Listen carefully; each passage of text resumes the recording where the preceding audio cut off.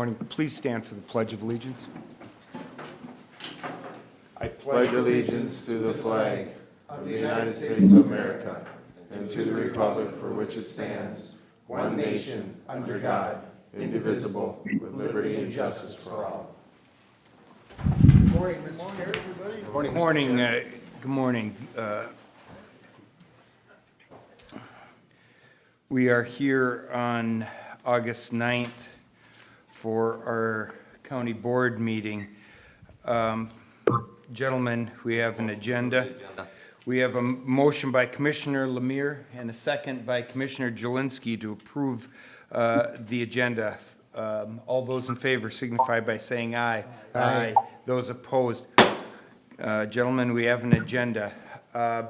First up, employee recognition. Thank you, Mr. Chair.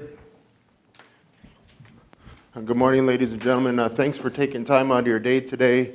It's once again that time in the quarter where we can pause and give thanks and gratitude for the commitment of our employees here that make up the county staff.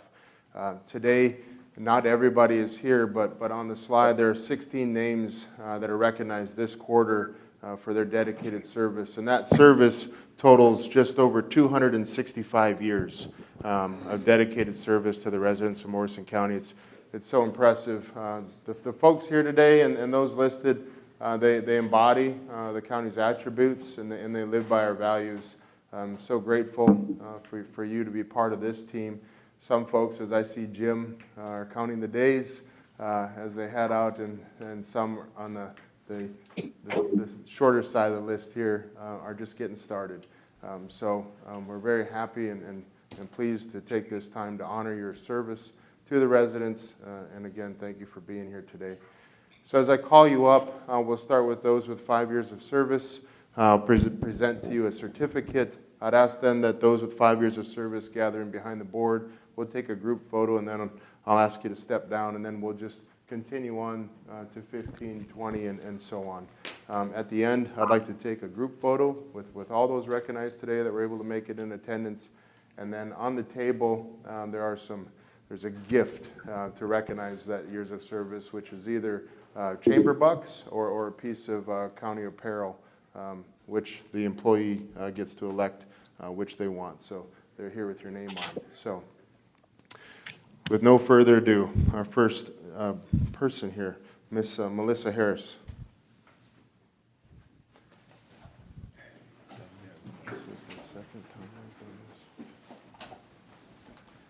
Congratulations. Thank you so much. Thank you. Beth Larson. Yeah, you got the support crew with you, huh? Thank you. Congratulations. Congratulations. Thank you, Melissa. Jim Siegler. Thank you, Beth. Thank you. Morning, Jim. Thank you. Don't say. That's right. Jen Hartman. Thank you so much, Jim. You bet. Thank you. Axel Lang. Russ. Jim. Okay. And that's it for 5 years, so please give them a round of applause.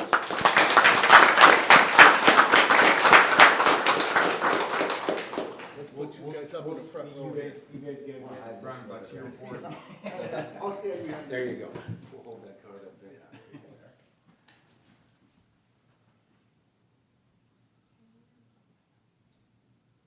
All right. Thank you. Thank you. Thank you.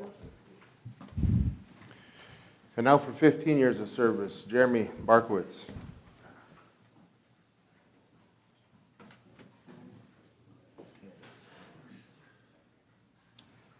Congratulations, thank you.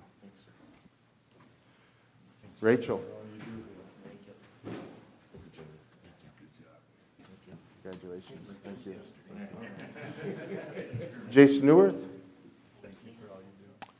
And that's it for 15 years of service. Please give him a round of applause.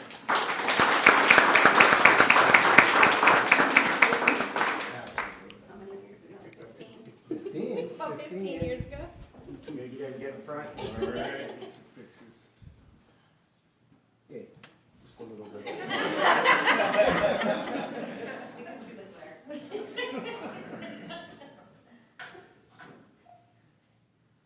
Wonderful, thank you.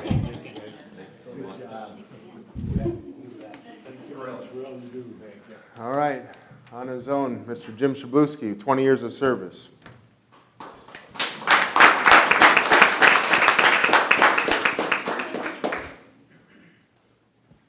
Thanks, Jim. Congratulations.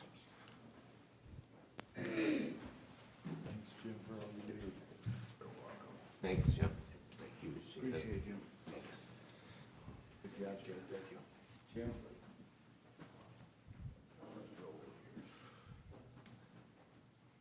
Ready? Got it.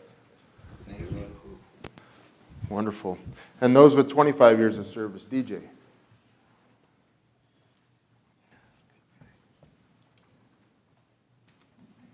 Thanks, DJ. Congratulations. Sean Henry. For all you do. Yeah, thank you. And Roxy. 25 quick ones. Yeah, good, good.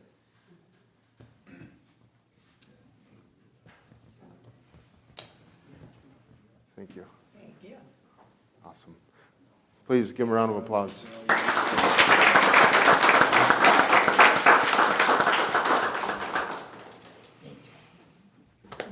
Thank you. Congratulations. Thank you. Okay, everybody get before my hair. DJ, don't get too close to her. Got it. Perfect, thanks, guys. You're welcome. Good to see Wait, you. one minute. Yeah, I'm staying with Matt for the rest of the day. that'd be all right.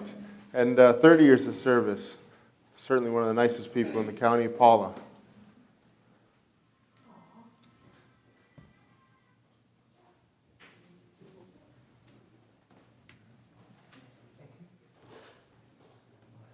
Thank you. Wonderful. Jeff? Thank you very much for all you do.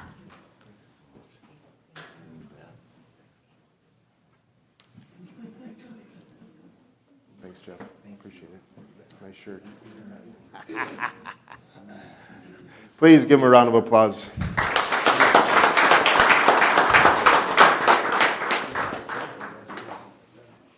Thank you. You guys get to. No, no, no.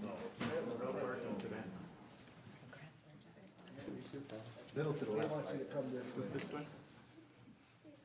Never are you cheese.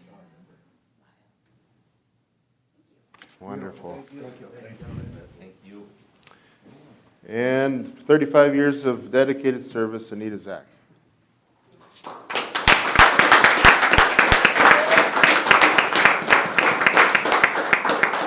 A heck of a run.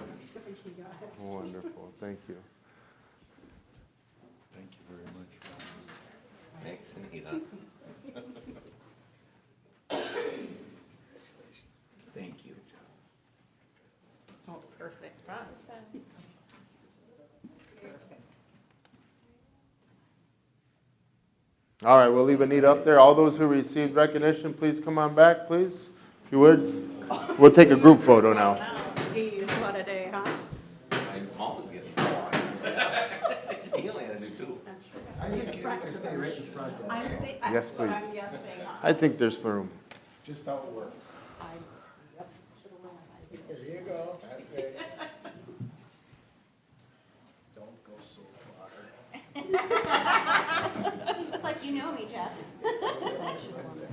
Right. Yeah, you too.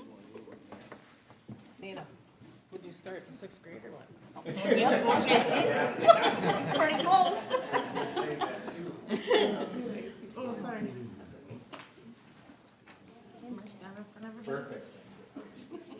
I can't see Mr. Mike Lemire. There we go. Oh, Mr. Wilson, just a little bit that way, but there you go. Okay, now I got all the faces. And smile. Perfect. And we'll be in the same spot she was, Hold, just so hold, I steady. hopefully don't have to make you move again.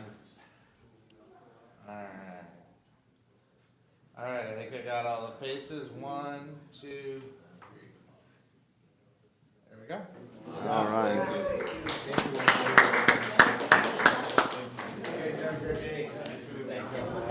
Don't forget your gift.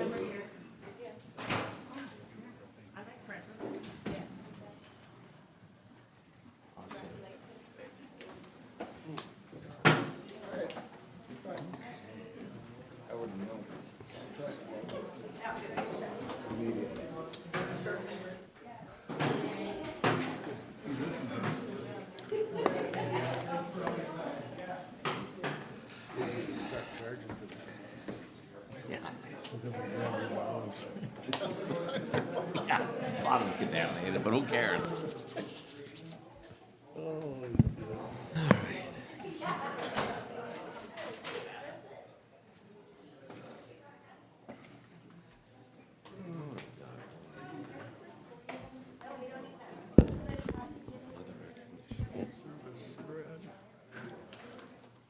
Thank you, Mr. Chair. That concludes employee recognition.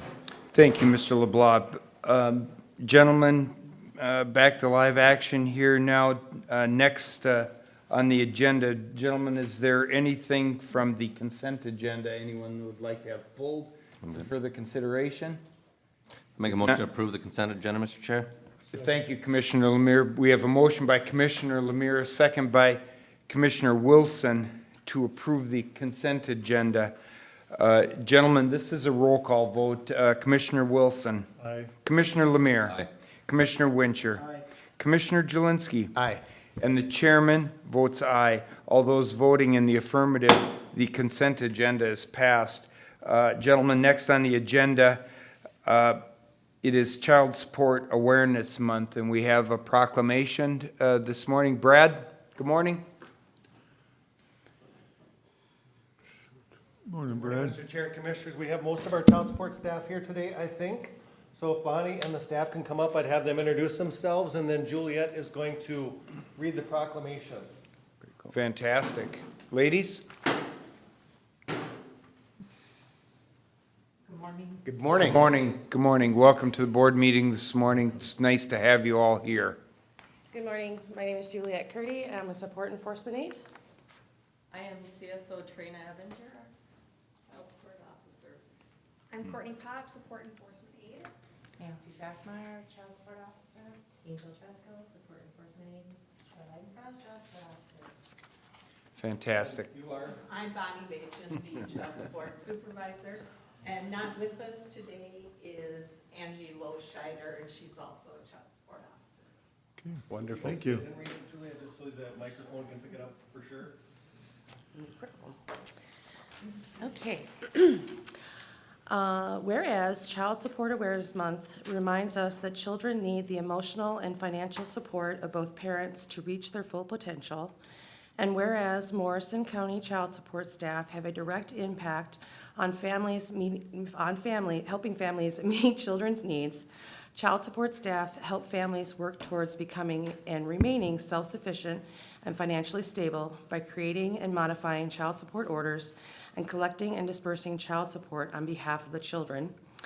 And whereas Morrison County child support staff maintain very high standards of job performance, and their duties require them to be well-versed in many areas, including the legal system. Whereas for every dollar spent on Minnesota child support programs, the state collected on average $3.09 in support. Morrison County's average is well above the state average at $4.79 collected for every dollar spent. During Child Support Awareness Month, all Minnesotans are encouraged to look to the future of our state and our children and to work together to ensure their success. Therefore, the members of the Morrison County Board of Commissioners hereby proclaim August 2022 as Child Support Awareness Month in Morrison County. I'll make a motion, Mr. Chair. We have a motion by Commissioner Second. Wincher and a second by Commissioner Lemire in favor of this proclamation. Discussion. Commissioner Wincher. Yeah, again, just looking at the dollar amount, and Brad always brings this up, for every dollar spent, it's always looking at, obviously, it's all up to you to be so much farther ahead of the bar than it is the rest of the state. So congratulations to all of you. Thank you. Commissioner Wilson. I just want to thank you for all you do. I know your job's not easy when you're dealing with this, and I just want to thank you. Somebody's got to do that, and these kids need help, so thank you very much. Commissioner Jelinski. Perfect. That's it. Thank you. Thank you all very much. Gentlemen, further discussion? Further discussion? If not, all those in favor of this proclamation signify by saying aye. Aye. Those opposed? Thank you. Thank you. Thank you. Picture or not? Here we go. Yep.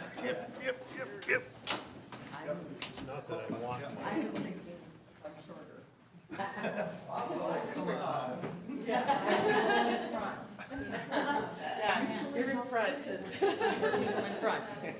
There's nothing wrong with being in front. That's right. Nothing. Yeah, my mic. Good, how are you? You guys have the proclamation, just copy it. There I am. Bundled up? All right. There you go. See everybody and smile. Oh, one more. Stay put.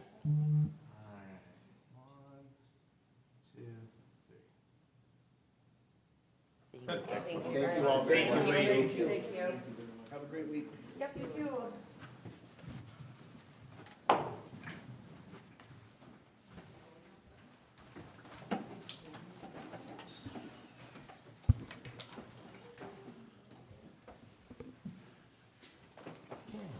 Carol's next.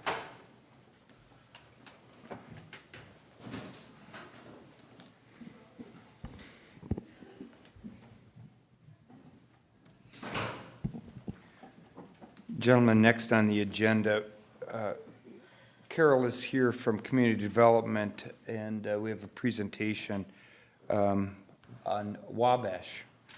Carol, good morning. I think we actually have one more thing for child support here yet, with Brad and Bonnie. But that's fine, no big deal.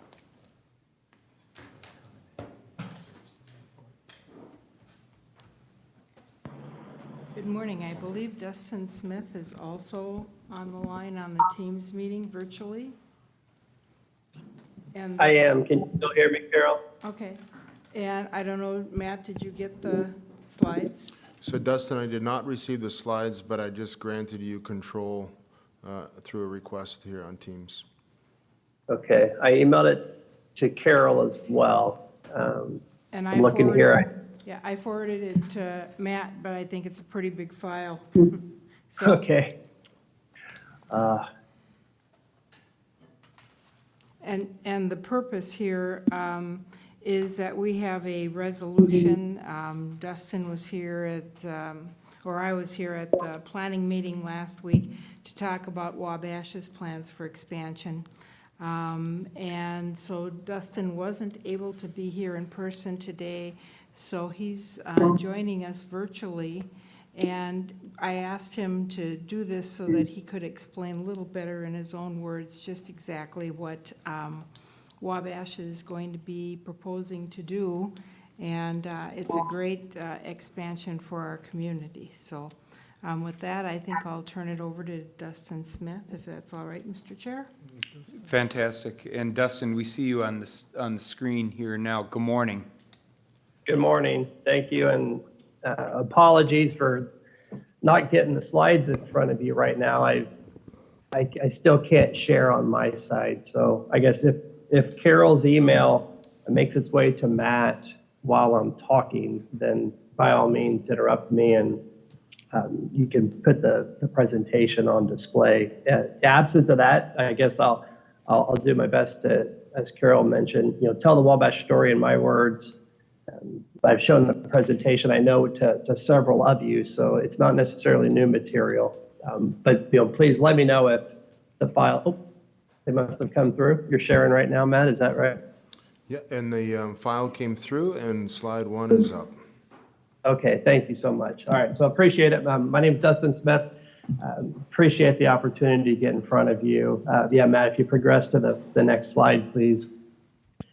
Wabash has been the Little Falls community since 2017. Back up from there, we were a public company since 1991, founded in 1985 by a very small group of people, 5 entrepreneurs that started the company.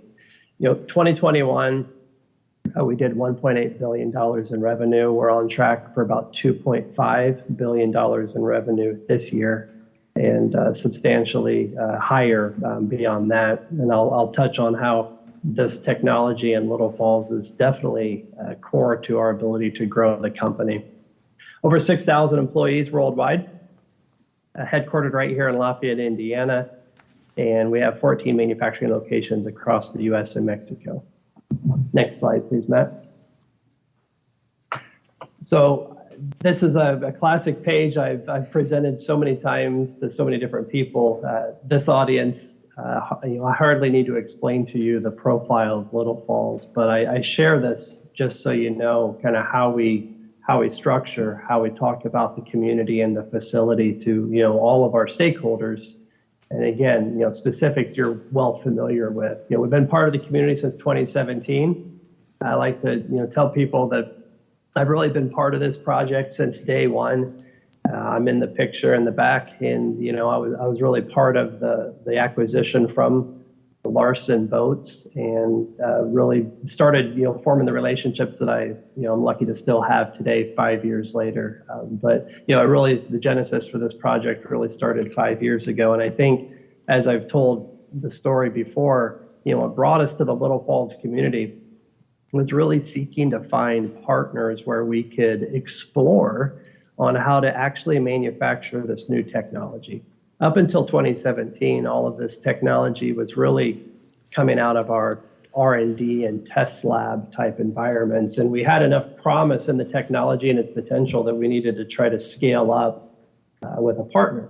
And believe it or not, we actually stumbled into Little Falls, Minnesota through the Larson boat business because we found them as a manufacturing technology that had striking similarities to the technology we were developing. And our earliest conversations was actually with Larson to be a supplier to Wabash and help us find a better way to actually manufacture the technology. And that conversation quickly transitioned from, can Larson supply Wabash parts, to why don't you consider acquiring this entire facility? And that's kind of some of the earliest of conversations. Obviously, fast forward to today, we've seen a lot of success since then. Next slide, please. So if I talk about the last several years, I've been in Little Falls a couple dozen times, and I'm always in front of the entire workforce when I get there, and I've been very consistent explaining that this is very exciting what we're doing here at Wabash, because we're trying to do something that's never been done before, and that comes with risk. So this project has never been risk-free, but often, exciting opportunities, rarely come without risk. And, the first few years were really about trying to prove out the technology and prove it out in terms of through the eyes of the customer. Right? New technology can be interesting, but only if the customer agrees with you, right? So a lot of work with the customer. Secondly, can we actually produce it with some type of economics that allow us to, do it profitably? And what's the outside world ultimately think about it? And what this slide attempts to illustrate is just in the last couple of years, we're starting to receive some pretty interesting third-party feedback that's directly tied to what we call the EcoNex technology, formerly known as molded structural composites, which is the technology that we're producing right there in Little Falls.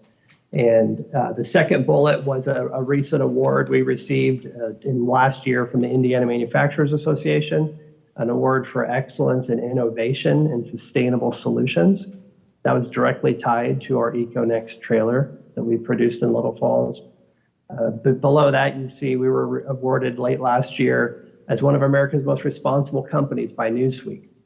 They highlighted 500 public companies in the United States, and we made that list of 500 out of several thousand. And the reason we made the list is because they place a high value on our environmental and social responsibility. And the biggest driver of us making change for the positive or change for the good is driven by the technology we're producing in Minnesota. And lastly, another award by Heavy Duty Trucking Magazine that highlights our zero emissions refrigerated trailer. with EcoNex technology. Again, another example of a product that all is right at the source of the facility and the technology itself. So the point here is, 5 years ago, we had a dream and a vision, hardly had any type of outside, let's say, confirmations of the technology. And this is, I think, some nice proof points that proves that we're onto something here that can be special. Next slide, please. So what is EcoNex? This is an oversimplification because it's a substantially complex technology. But what you see in the three pictures, again, is pictures taken right out of the plant. And I like to talk about the technology in three phases. First, the Prisma beams themselves. Second, the molded panels, which is in the middle picture. And then third, the final assembly of some type of end product that we ultimately sell to our customer. All of this is happening in the facility, and it starts to highlight the differences in what we're doing today versus how everyone else, including ourselves, produces refrigerated trailers and truck bodies and other pieces of equipment, and have for the last 2 decades. And really what you see here is the Prisma beams, which are these pictures in the left, are extruded foam bricks that are wrapped in glass and fiberglass. And what we do is after we produce those panels or those foam bricks, we actually place them into a mold. And the molds in this case can be 60 feet long. And we place these bricks into a mold. We put down some more chop and resin. And then we actually put a cold plate and we pull a vacuum, right? And as the resin kicks and temperatures change and all this fun engineering things happen, what we do is we ultimately pop the cold plate, and what you see in the middle picture is a one-piece, 53-foot semi-trailer wall. And it's truly one piece. And there's 0 steel in this sidewall now. There's 0 rivets in the sidewall. And even if you're not in the trailer industry like I am, you can appreciate and even start to think about the every other semi-trailer that you see on the highway, even a refrigerated trailer like we're talking about today. It's produced virtually the same. And how that production happens is it's the outside skin is, rolls of aluminum coil that's sheared to length. You smash holes in it. You rivet all these aluminum sheets together. For structure, you have steel or metal Z-posts. You picture those as like the studs in the walls of your house. And then on the inside, you're connecting some type of plastic liner to it. And once you construct the wall, you then insulate it by pulling a foam tube through the entire sidewall, and you foam each of those cavities. That's how the process is today and has been, versus what I'm showing you here is a one solid piece sidewall that has no metal, it has no rivets, which are heat sinks, terrible for thermal efficiency. And then ultimately all these panels that are fully encapsulated in resin turn into the semi-trailer you see on the right. Some of the end outcomes here is we're talking about substantially higher thermal efficiency, 15 to 30%, and that range is large because of the various specifications from our customers. Further, it prevents water intrusion. That's a really important characteristic. The previous designs all, they try to combat water absorption, but over time, trailers continue to absorb, one, humidity, 2, water off the highway. And you can picture, the smallest of crevices in these trailers, they actually serve as a vacuum, and that water and moisture gets up into the sidewalls of the trailer and actually starts to get trapped in the sidewalls. And, we have test results that show that, the average trailer can gain almost 100 pounds a year in water. And over a 6 or a 7 year life, you're talking about hundreds of pounds of water that trailer's carrying. Not only does that prevent the trailer from hauling as much freight as it could otherwise, it's a terrible thermal disadvantage having water in your sidewalls.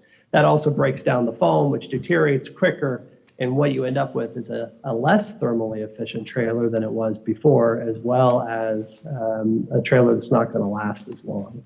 So these are touching on the value proposition elements that we've really been focused on for several years, is proving out this dream or this vision, and then not only proving it out with trailers on the road, proven it out with miles on the road, actual customers hauling freight with these products. And in a real world environment, you can appreciate it's worth a lot more to the customer than a test lab result or a chart.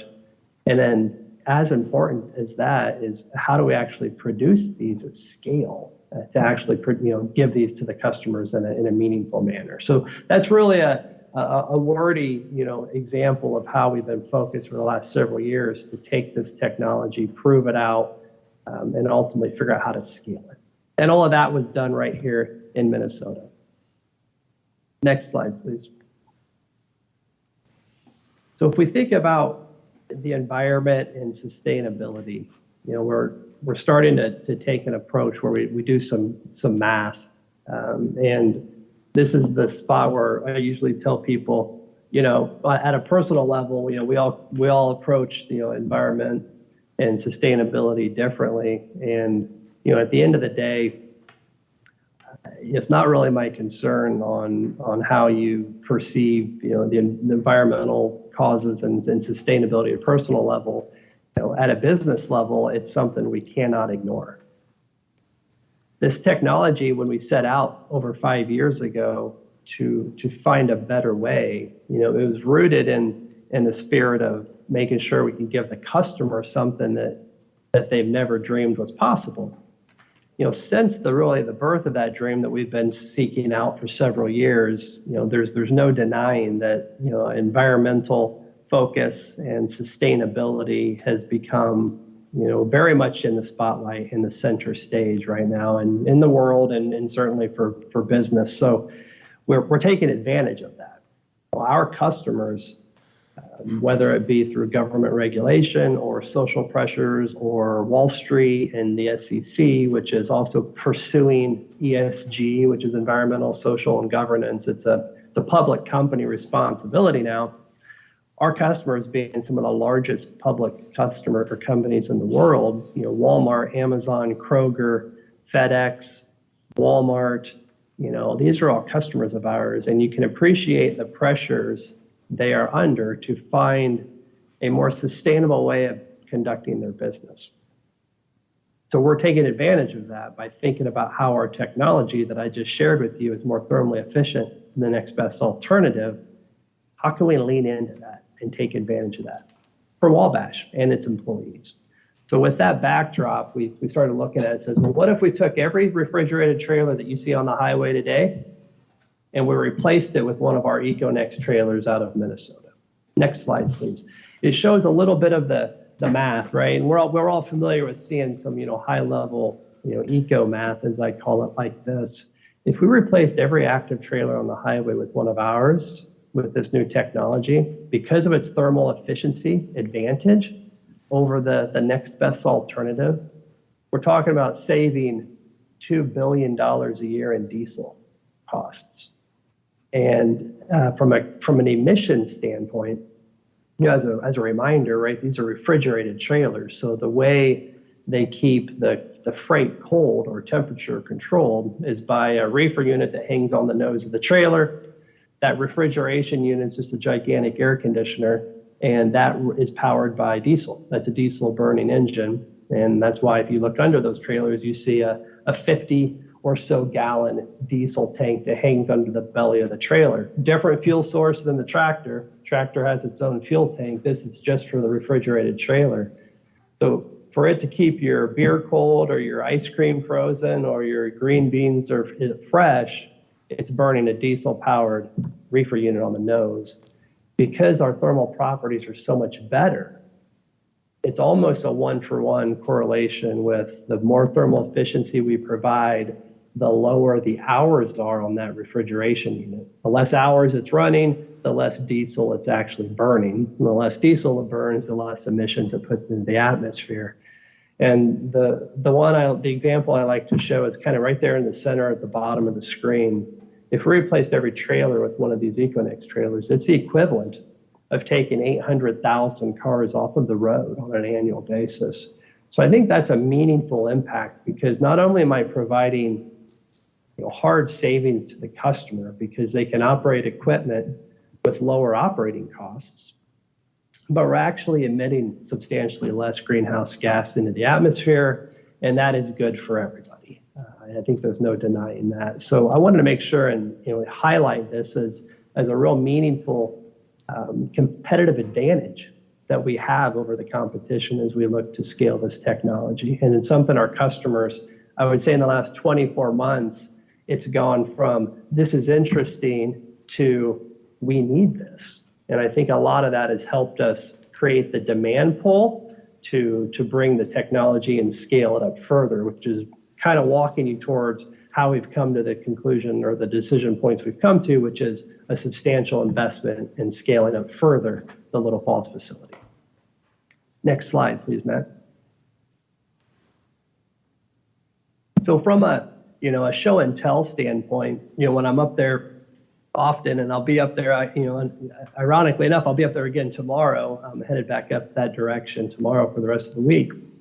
I talk about, what are you building out of the plant? And I use this to remind people it's really more than just 53-foot semi-trailers. I often hear that, the local community loves to see the trailers in the yards, as we call it, or in the parking lot, that have been built, they're ready for delivery. So at the top, I have two pictures, and I say launching versus the bottom is need to launch. The Walmart trailer you see there is pretty self-explanatory. It's what everyone sees when they drive by the facility, and it's what Wabash is certainly most known for is its classic 53-foot semi-trailer. It's the largest segment in the market. A little lesser known success story is the top left, the Kroger truck. And why I love this as an example is it's always been part of our dream or vision with Little Falls is today we are actually producing those Kroger truck bodies as you see in that picture.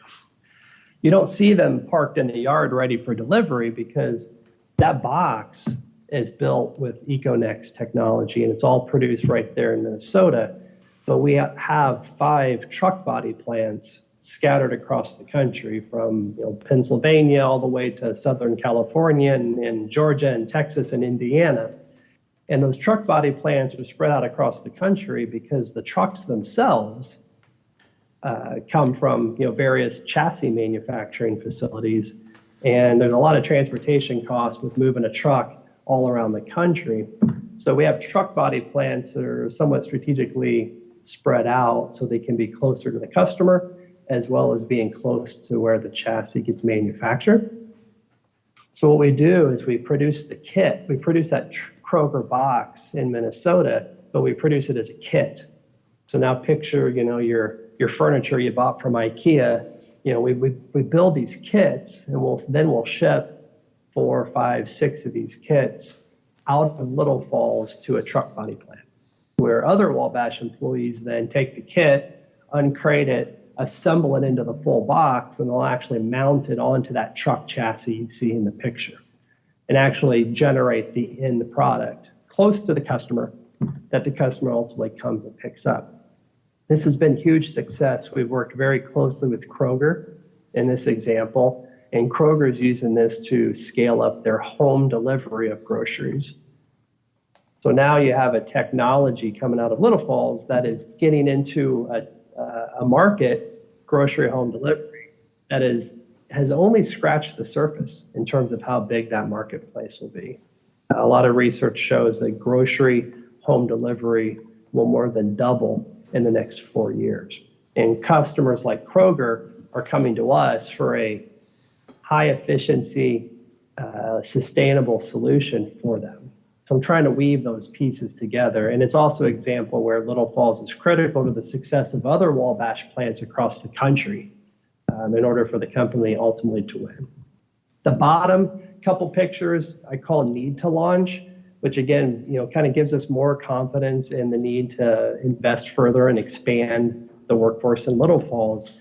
Is the bottom left picture is the back of just like a Ford Transit van.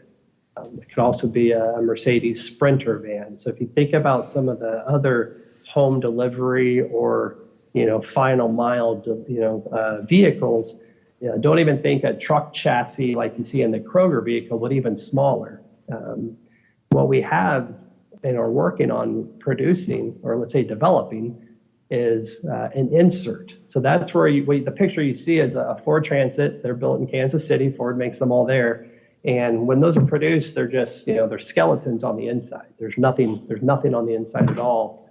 So we're working with a partner to produce an insert where now if someone shows up with one of these Ford Transit vehicles, and let's say they just started a flower shop and they need a vehicle that's somewhat temperature controlled for them to do flower deliveries through Boston or Minneapolis, they can actually come to Wabash and buy an insert kit, kind of like one of those shower surrounds that you could buy from Home Depot and slap into your bathroom. We can build this insert where we can very easily and efficiently produce it specifically to a Ford Transit out of EcoNex technology in Little Falls. And within a couple hours, we can upfit that Ford Transit into a temperature controlled delivery vehicle.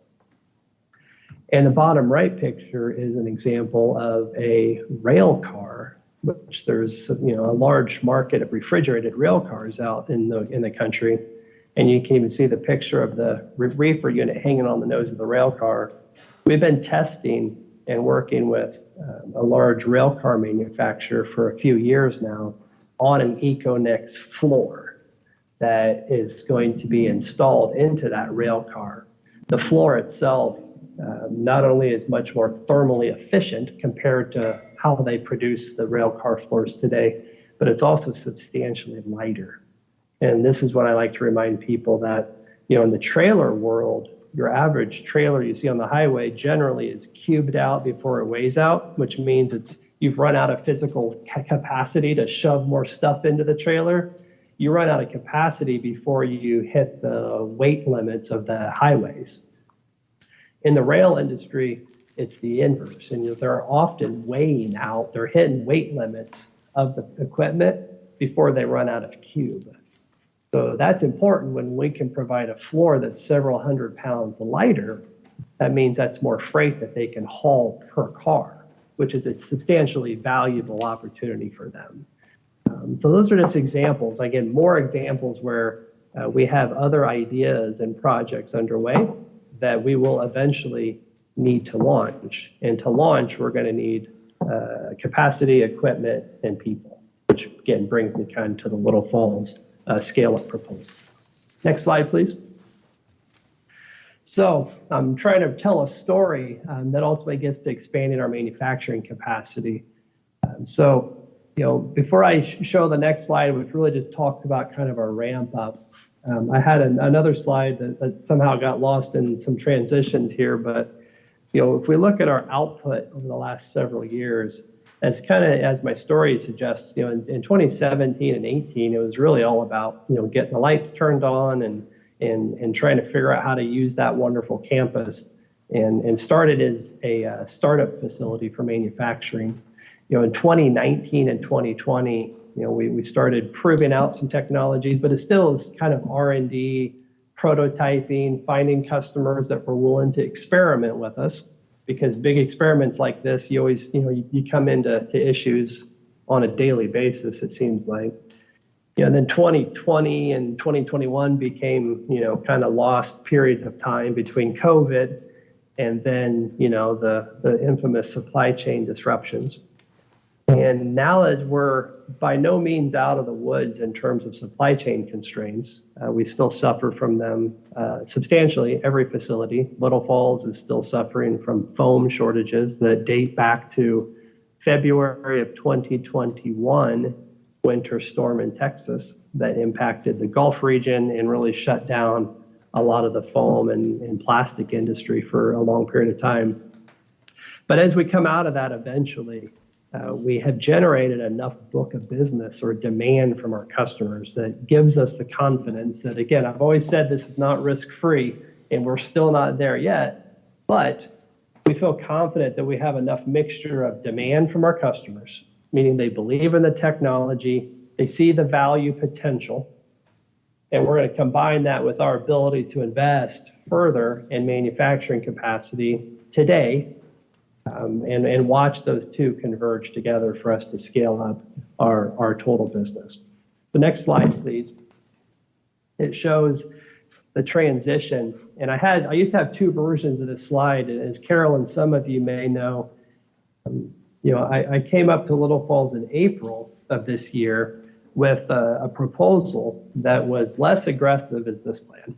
And it was really based off of the next phase of increase in our capacity.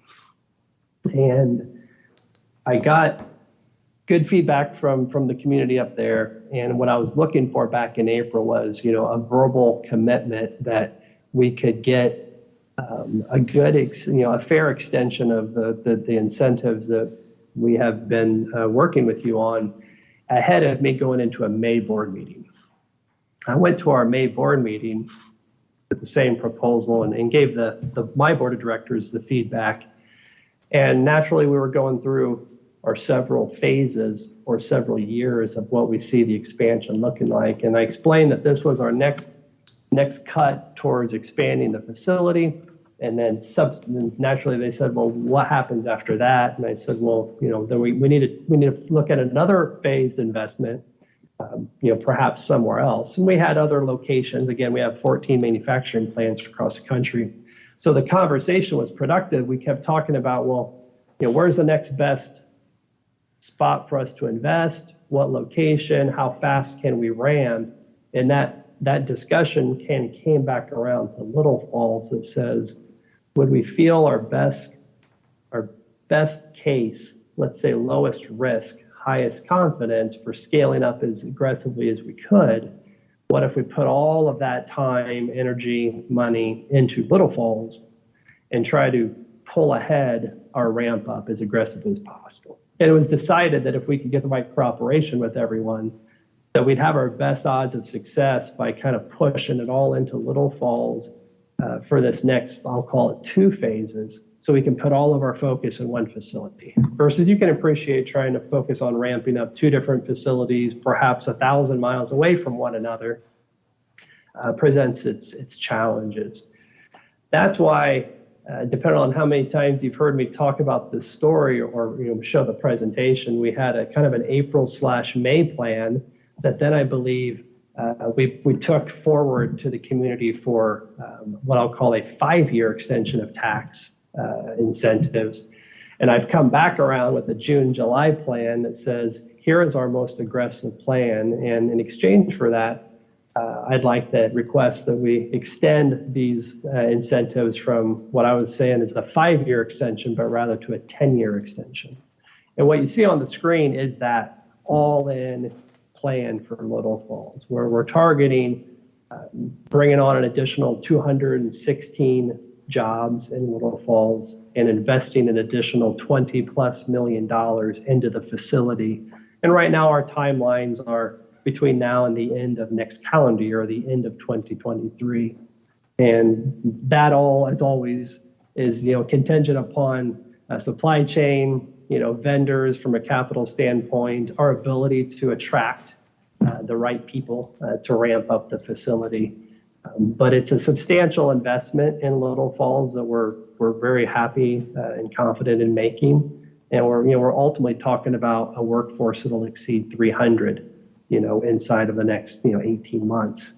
So, and that in exchange for that is our request for the continuation of the tax incentives, just to help us have a reciprocal relationship in the community. So I think that brings a conclusion to my prepared remarks. So I'll end on that. Thank you for your time and be happy to entertain any questions or comments you may have. Thank you, Dustin. Gentlemen, questions, comments? Good job, Mr. Chair, of explaining what Wabash is, so I thank him for that.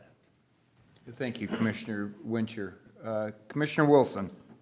Dustin, this is Mike Wilson. I've heard your presentation about 3 times, and you're right on each time. So I appreciate all the stuff that you're doing in the Little Falls area and all the work that Carol has done to work with you.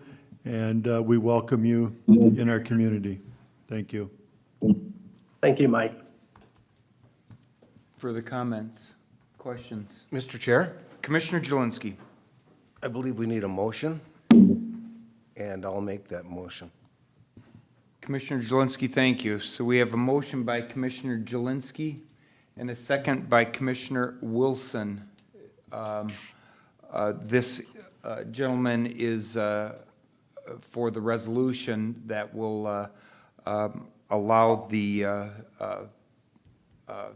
delay on the taxes of about $40,000 a year from the agreement that was forged in 5 years ago, and will create this extension for an additional 10 years. We're in about year 5 with that agreement right now. Further discussion. Commissioner Jelinski. Mr. Chair, and I'm going to support this due to the fact that what it's doing is, it is absolutely doing community. And when I say it's doing community, it's bringing very well-paid jobs to our community. It is enhancing our community over and over and over again. We might not have the 1,000 employees that Larson Boats once had, and maybe we never will. But what we have today is we have a company that is upfront, on the move, and bringing employees to Morrison County, City of Little Falls. I absolutely can only support this. And Carol, I want to thank you for what you've done for this whole organization. Thank you. Thank you, Commissioner Jelinski. Commissioner Wilson. Yeah, and with this extension, you know, Wabash said they've got about 96 employees right now, and they're looking at bringing this up to 300, so that's why the extension, I feel, is very appropriate. Thank you, Commissioner Wilson. And I look at this as, you know, we're committing $400,000 over 10 years, and Dustin Smith and Wabash is coming to Little Falls and willing to invest $23 million. We're talking about $400,000 to leverage $23 million and impact 216 more employees at this facility. Further discussion? Seeing none, gentlemen, this is a roll call vote. Commissioner Lemire. Aye. Commissioner Wincher. Aye. Commissioner Jelinski. Aye. Commissioner Wilson. Aye. And the chairman votes aye. All those voting in the affirmative, this resolution passes. Thank you, Mr. Smith. We look forward to visiting with you later in the week when you're here in person in Little Falls. Thank you, Dustin. Thank you. Appreciate all of your guys' time, and I echo to Carol, thank you very much. You've been instrumental to keeping me connected with the right people. So thanks all of you, and have a good day, and I'll see some of you perhaps this week. Very well, thank you. Thank you, Dustin. Carol, anything else for us? I think that's enough for today. But I can come back some other time and talk some more. You're always welcome in front of the county board, and thank you again for all your work with this project. Thank you, Carol. Thank you. Gentlemen, so next on the agenda, gentlemen, we have the Health and Human Services report.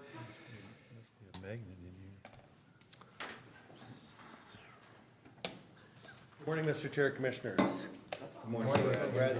And good morning again, Bonnie. Well, as you saw earlier, it is Child Support Awareness Month for August, and so I asked Bonnie just to come and share some of those activities and what they do to support the families they work with. So there is a PowerPoint presentation that she put together. So, good morning, and thanks. I just have some stats on the first page. So, nationally, 1 in 5 children receive child support services, and collections are just under $33 billion, with 96% of that going directly to families. In Minnesota, we help over 314,000 parents across 87 counties and 11 tribes. So the next slide just shows the breakdown of our caseload type. So 50% of our cases have never received any form of public assistance. So that's a big deal. We're just providing services for child support for that amount of people. And slide 3 shows how we receive the majority of our collections. So most of it comes in through income withholding from employers. And then we have other means of collections, but the majority we get through income withholding. Slide 4 is showing how we have collected and what amount. So it has gone up over $1 million from 2020 for 2021.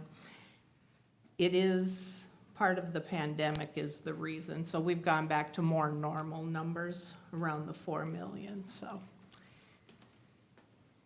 we receive, well, Minnesota receives its federal funding based on performance measures. So Minnesota has the opportunity to earn additional incentives on 3 of the 5 categories that are out there. So in the other 2 categories, Minnesota ranks 4th nationally, but the other 3, there's a lot of room for improvement. So Morrison County receives funding based on those same categories.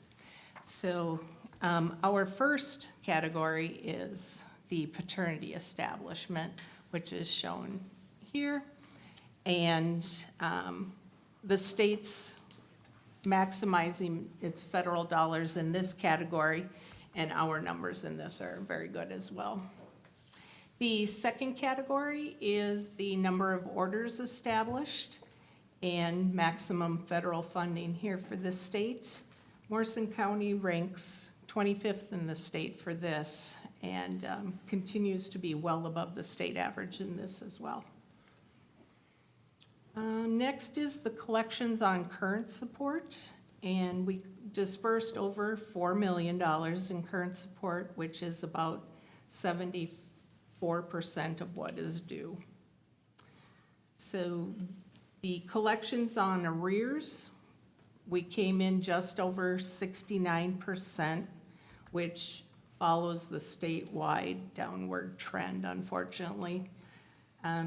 That means that 69% of our cases that are arrears only, we've received a payment of some sort within the fiscal year. The last category is cost effectiveness, which, as in our proclamation, we stated we're at 479, which also is down from last year, same again, following the statewide trends.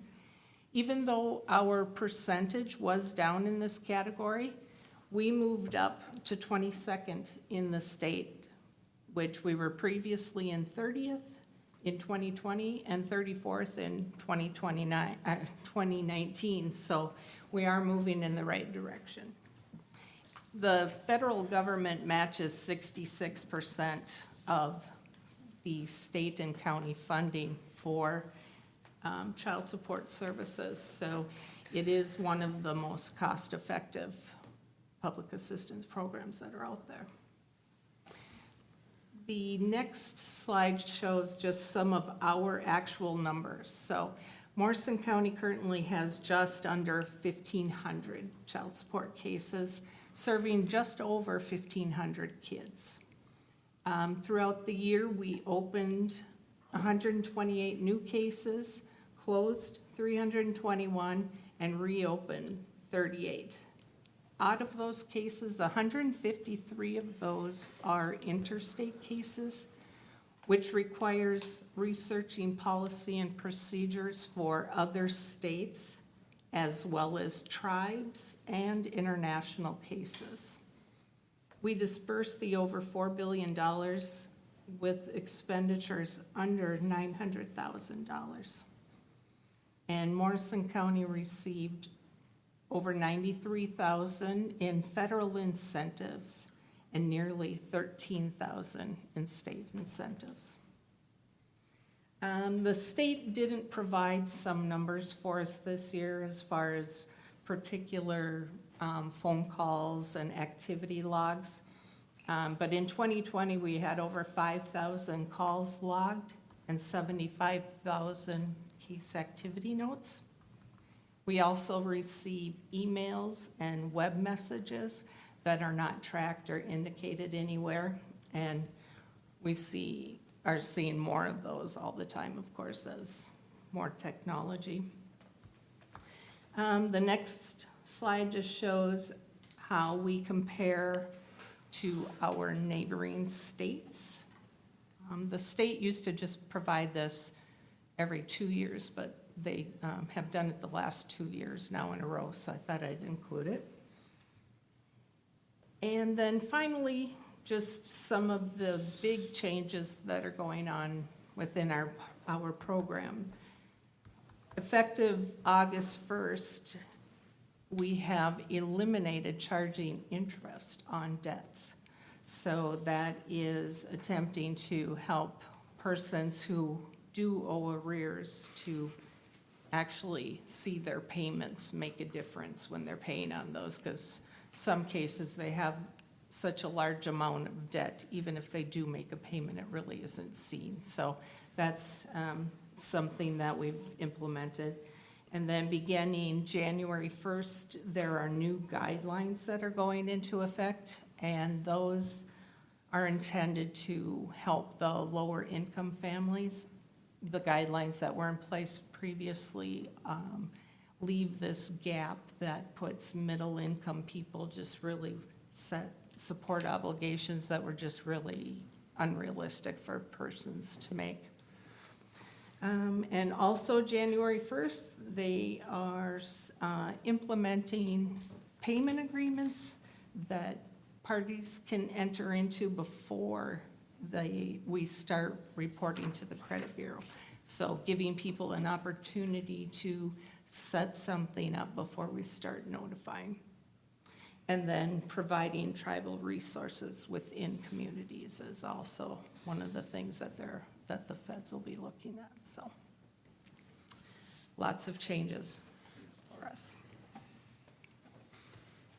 Gentlemen? Comments?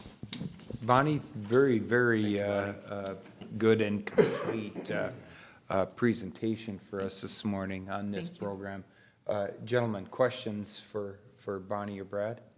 Comments? Oh, great, great. I just appreciate the Mike, fact. go ahead. I just appreciate the fact that you bring us the numbers and stuff, so we have the numbers in front of us and that we're aware of this when people ask, so thank you. Thank you. Thanks, Bonnie. Thanks, Bonnie. Good day. All right, the next report I have is the statewide health improvement report, and Sarah and Carmen are here just to talk a little bit about how we are trying to improve the health of our community. So Carmen is the primary staff person who works in this program, and Sarah supervises, so I'll turn it over to them. Good morning, ladies. Good morning. So as Brad said, this is the Statewide Health Improvement Partnership Grant. So just a little history of this project in the state of Minnesota. It originated in 2008 as part of a health reform law to invest in preventing chronic disease. So 90% of the nation's healthcare costs are because of chronic conditions that can be preventable, which is what SHIP is all about. Statewide, across all 87 counties and 10 tribal nations, the SHIP grant is, these counties and tribal nations have the SHIP grant. Minnesota provides about $17.5 million in funding per year. The cost of obesity in Minnesota is about $3.2 billion. So the cost of smoking in Minnesota is about $3.3 billion. With the SHIP grant, about $365 million was averted for obesity and about $252 million for tobacco between the years of 2011 and 2017. So it shows that this SHIP grant actually does help prevent chronic disease. SHIP helps Minnesotans live healthier lives by preventing risk factors that lead to chronic disease. So what does SHIP do? Supports healthy eating, regular physical activity, reducing commercial tobacco use, and supporting community well-being. So those are the strategies that we work on across multiple settings, across our work sites, across our schools, across our healthcare systems, our community, and childcare settings. A big focus is on health equity, and that is just making sure that the work that we do meets all populations of our community. We're reaching everybody. And that's been a big focus in the last couple of years to identify some of those subpopulations, make sure that our messaging is reaching them, our funding is reaching them. So at a local level, what does Morrison County do? So SHIP is a part of a community health board. So we share this grant with Todd and Wadena County. Recently, it's a 2-year grant. Typically, it's a 5-year grant. But because of COVID, the 5-year grant ended, and then they expanded another 2 years, and so here we are. So that was from November 1st of 2020 to October 31st of 2022. We get about $100,000 across those 3 counties. So what do we do at a local level? We partner with food shelves to support healthy eating. We partner with farmers markets to support access to healthy eating. We partner with schools to expand opportunities for active living and healthy eating. We work with our workplace to support employee health and encourage positive lifestyle behaviors, which is all things that Carmen does. And so she'll talk about the great things she's done in our community in just a little bit. I think the biggest thing to know that SHIP really wants us to focus on is policy, system, and environmental change. So what that means is they want our work to be sustainable and long-lasting. They want us to make change that changes behavior. And so really at a policy level, an example of that would be establishing healthy concessions in our concession stands. At a systems level, that's our farm-to-school activities. At an environmental level, that could be installing sidewalks, paths, having signage, those sorts of things. So just examples of what they want us to do. And what Carmen's going to show you is that we've managed to make those PSE changes. We have developed partnerships, long-lasting, and have made sustainable change. All right, so I'm going to share a little bit about what I've done and share an example right away about a PSE change in food shelf. So we see this right here at the Morrison County Food Shelf. So the policy is to provide healthy foods to clients and limit or eliminate unhealthy donations. And so we work really hard with the schools and churches and different people who are donating to make sure that they're giving foods that the clients can actually use. We see a lot of them don't have microwaves or don't have a place to warm up their food. So what can we provide to them that they can have in their home? Also cash donations, it's usually about a 4 to 1. So usually the food shelf is able to purchase a lot more off of $1 than we could if we went into a grocery store. A systems change would be to connect with local farmers, farmers markets, grocery stores to get the leftover produce. So this is called gleaning. So we see on the bottom photo is a picture of food rescue. And so a lot of our food shelves receive the leftover bread or bakery products, produce, meats, and so that saves our food shelves a lot of money by being able to take those foods off of like Walmart or Coburn's or even the farmer's market, so that this food isn't going to waste and instead put into the hands of our community members who are in need. An environmental change is healthy foods are displayed in ways that make them easy to see, appealing, and signage. So the top photo is a picture of the Morrison County Food Shelf here in Little Falls. They went under a super shelf remodel in 2019. So basically, they modified their procurement options. They leave it up now to the client choice so that they're taking what they can use and what they want to eat. And it's displayed in a way that is similar to a grocery store, so that when they come in, they feel comfortable coming in and shopping on their own. So roughly when a client goes in, they receive anywhere between 100 to 180 pounds of food. They can have fresh vegetables to canned goods, bakery products, meats, cheese, dairy, whatever you might find in a grocery store.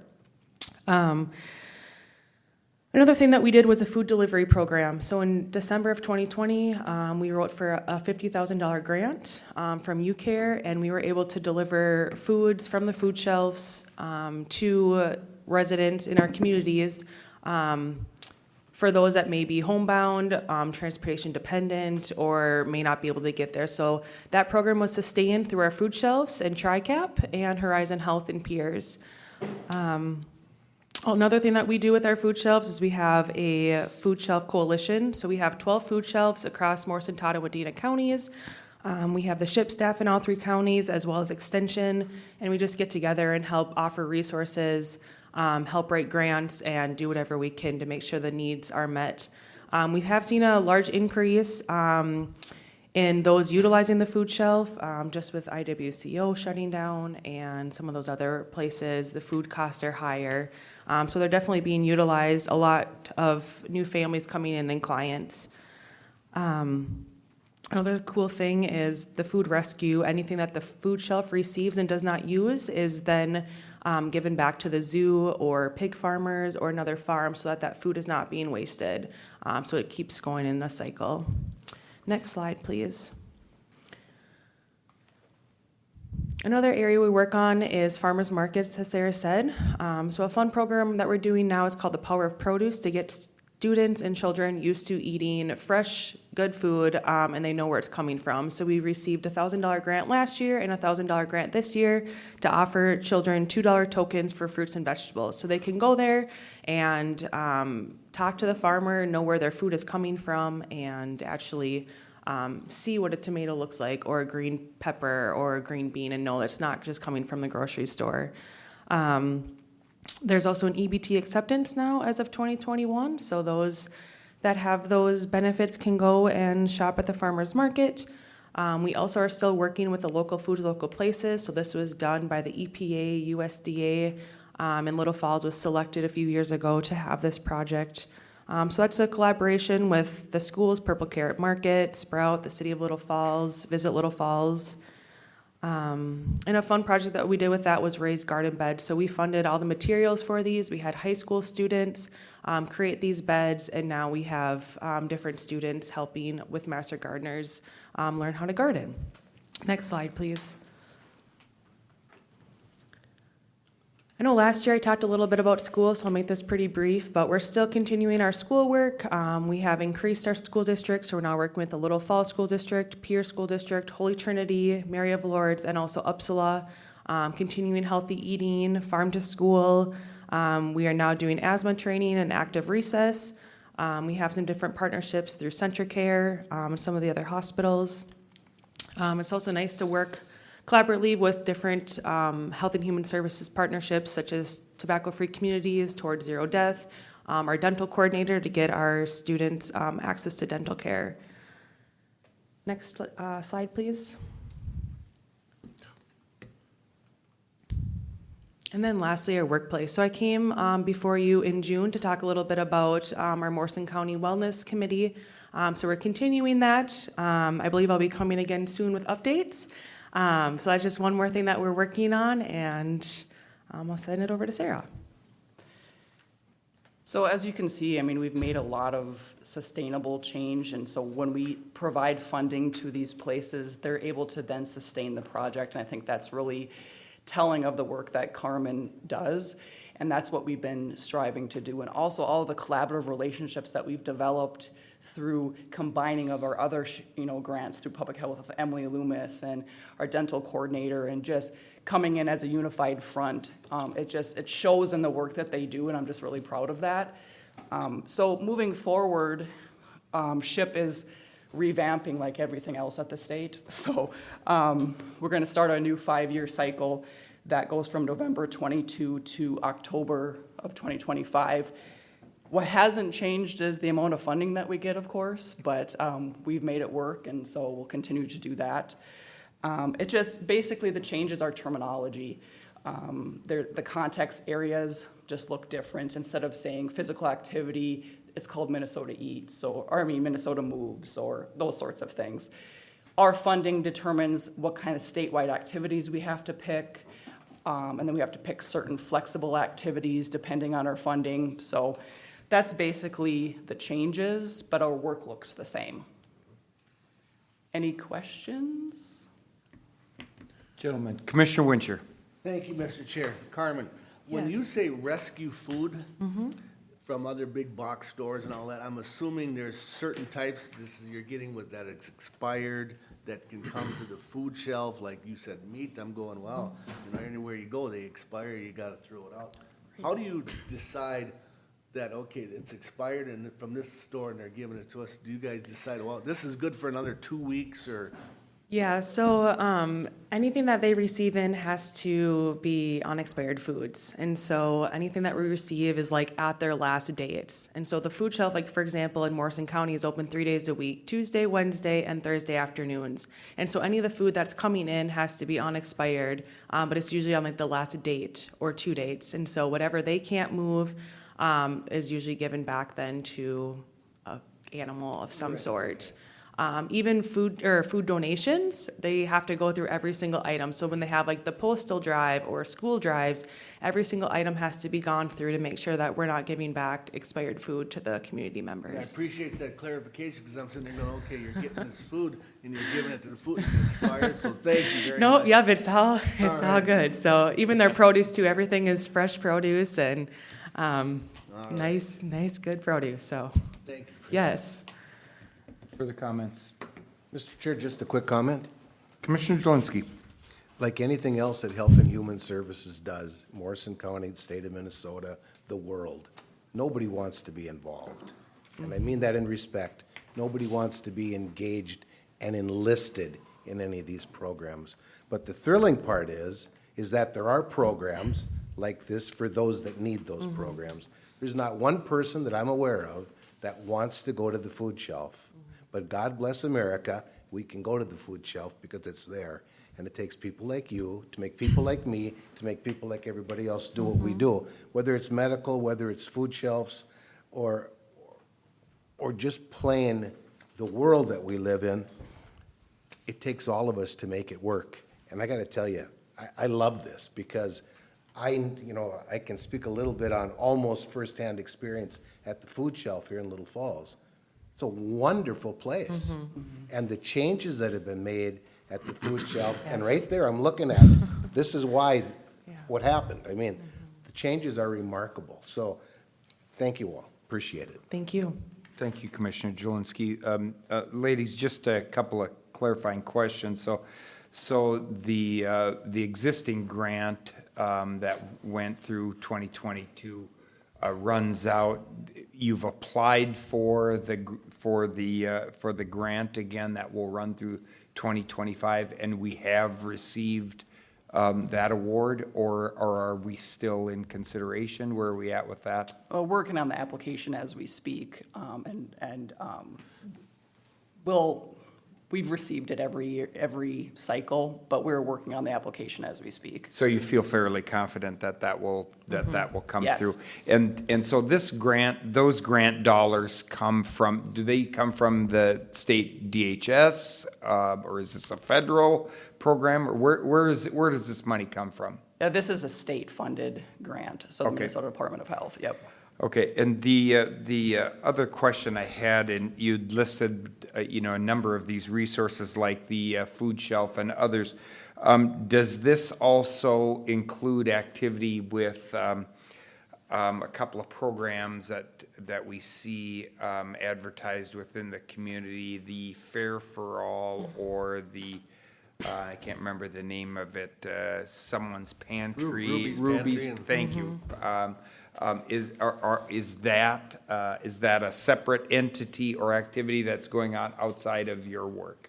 Yeah, it's a separate entity, but definitely relationships that are collaborative that we work with, so I don't know if you have anything more to say. Yeah, I've worked with both Fair for All and Ruby's Pantry. I sat on the Fair for All steering committee for a while and helped them get up and going and just promoted it. I do a lot of promotion to the different departments in Health and Human Services to make sure that their clients are aware of when it is, as well as Ruby's Pantry. And during COVID, we actually helped Ruby's Pantry make the drive-through option available. So that was a partnership that we worked on with them. Fantastic. Thank you, ladies. Yes, thank Your you. work is impactful, and it's important within our county. So we're very grateful. Gentlemen, anything else? Thank you. Thank you. Thank you. All right, I just have a couple of contracts to approve that are new contracts. The first one is with Greater Minnesota Family Services, and this is a contract, or this is the fund that we talked about. This is using ARPA lost revenue dollars to incentivize an in-home person strictly for Morrison County. And this contract is with Greater Minnesota Family Services, not to exceed $71,100. So moved. Second. We have a motion by Commissioner Wincher, a second by Commissioner Lemire, to utilize $71,100 as approved by a resolution back in May of 2022. Discussion. Seeing no further discussion, gentlemen, this is a roll call vote. Commissioner Wincher. Aye. Commissioner Wilson. Aye. Commissioner Jelinski. Aye. Commissioner Lemire. And the chairman votes aye. All those voting in favor, the motion prevails. The next contract is, I'm not sure which order these are in. Keep It's the going. Collaborative Intensive Bridging Services. So is it with Kindred or Greater Minnesota? So we have two collaborative intensive bridging service contracts. We are the host county for Region 5. As you may recall, Melanie's been here a couple times to talk about collaborative intensive bridging services. So we're now trying to build the network of providers who can provide these services to our kids and families. So one is with Greater Minnesota, and I think this one is for $45,000, give or take. And so Greater Minnesota will provide some of those in-home services for all of the Region 5 counties. So I'd look for a motion to approve this contract with Greater Min. And it is separate from our in-home one. This is going to be more about what they're providing other counties. We may use them, but we also have that in-home contract that will support our collaborative intensive bridging services. We have a motion by Commissioner Wilson and a second by Commissioner Lemire to approve of this contract. Commissioner Wincher, excuse me. That was 50,000, again, I read it's not to exceed 60,000. 60,000, yep, I see that now. Clarify, yeah. Yep. Thank you, Commissioner Wincher. Further discussion? We had much discussion and a very good presentation and dialogue with Melanie on the bridging programs. Seeing no further discussion, this is a roll call. Gentlemen, Commissioner Jelinski. Aye. Commissioner Lemire. Aye. Commissioner Wincher. Commissioner Wilson. And the chairman votes aye. All those voting in the affirmative, motion prevails. Next, Brad. And the last contract, I think, is also in this section, and that is with Kindred Nexus Family Services.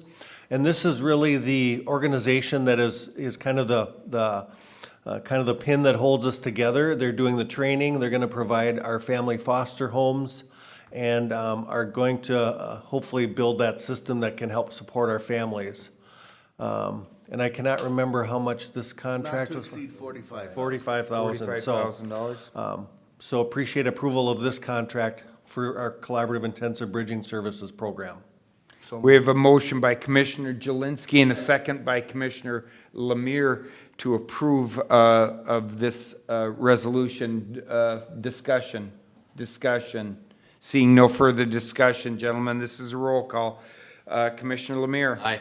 Commissioner Wilson. Aye. Commissioner Jelinski. Aye. Commissioner Wincher. Aye. And the chairman votes aye. All those voting in the affirmative, the motion prevails.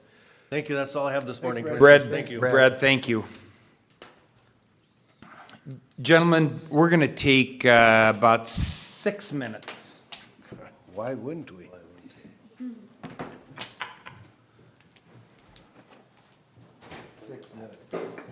Or more. I'm leaving it.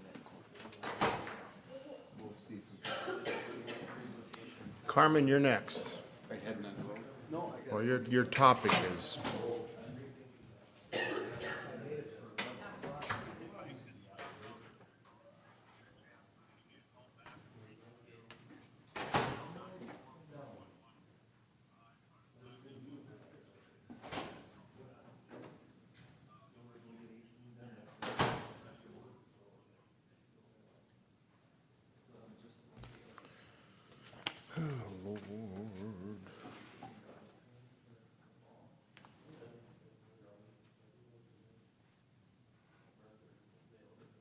Good morning to you, Miss Amy. Thanks for coming.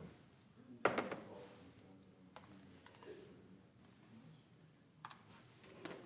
you for passing that along.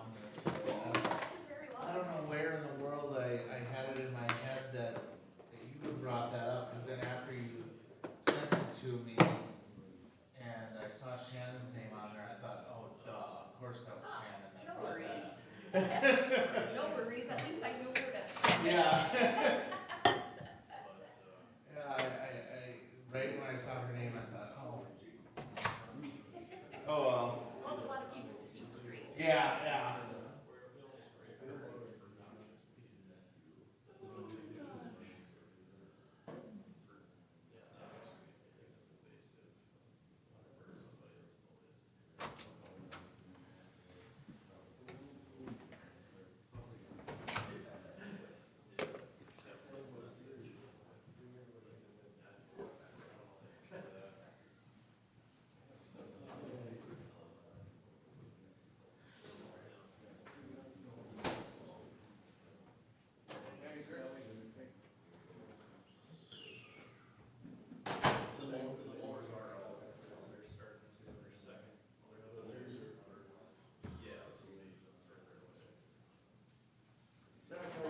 Not too bad about yourself.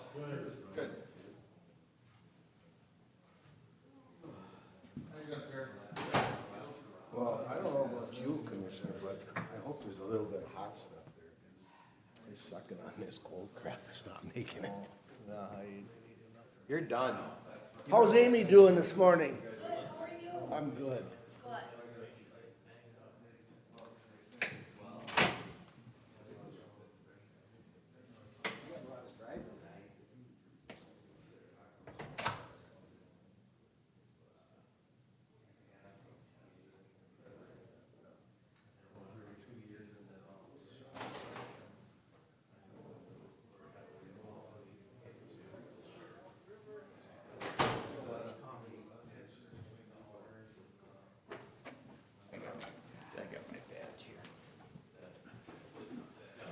Morning, Amy. Thank you.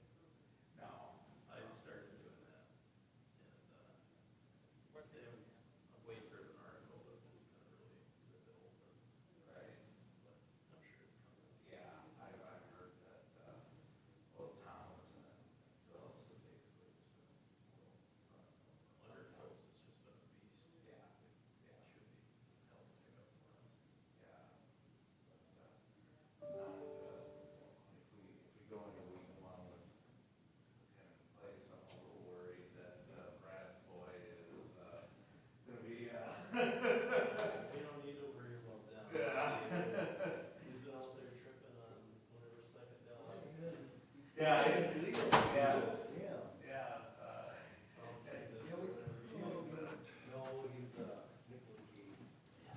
Yeah. Yeah, that was pretty, I will say that was pretty fun. How we did the Tommy, yeah, that was pretty good. Did you see my email? Yeah, I saw that article last night. Are you talking about the One River watershed?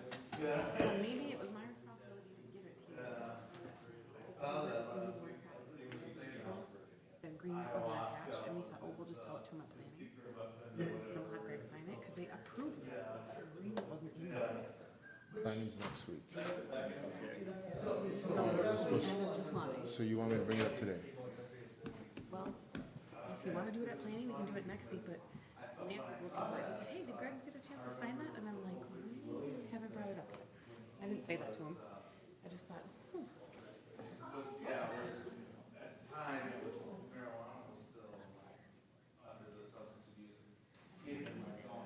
then they said, see, I'm not signed. I said, no.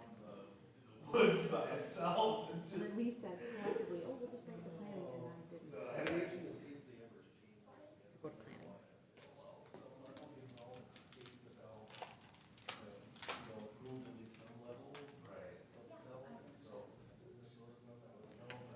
We didn't vote on this plan yet, did we, the Rum River? That's the one we're voting on today or not, or? No, you did. Shannon was here.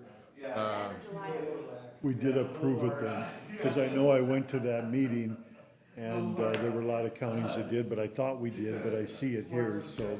So you were primary and, I think, was Randy alternate? I think so. This is just the agreement. But I'll send it to the commissioners. You're only allowed to miss 2 of those meetings, and then somebody else needs to sit on it, but there's only 3 a year.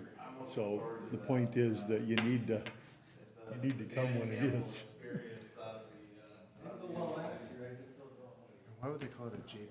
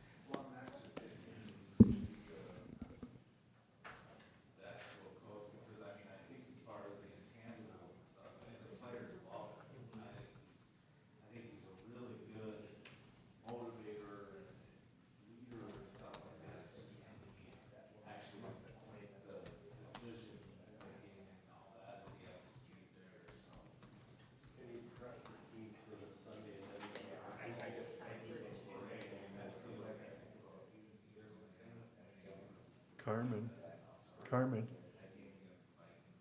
Like Carmen? Oh, it's not? Okay, Maybe. I guess I don't. that's fine. That's fine.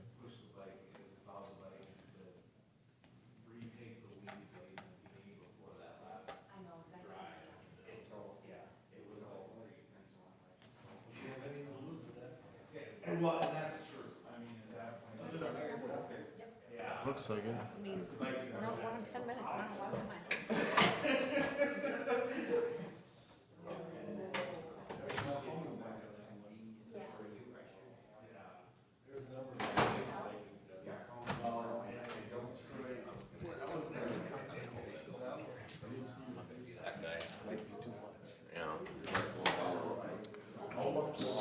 Okay.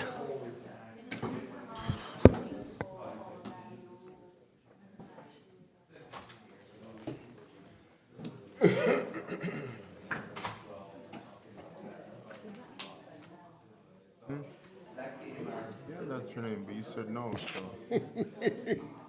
I'll do his secret thing here.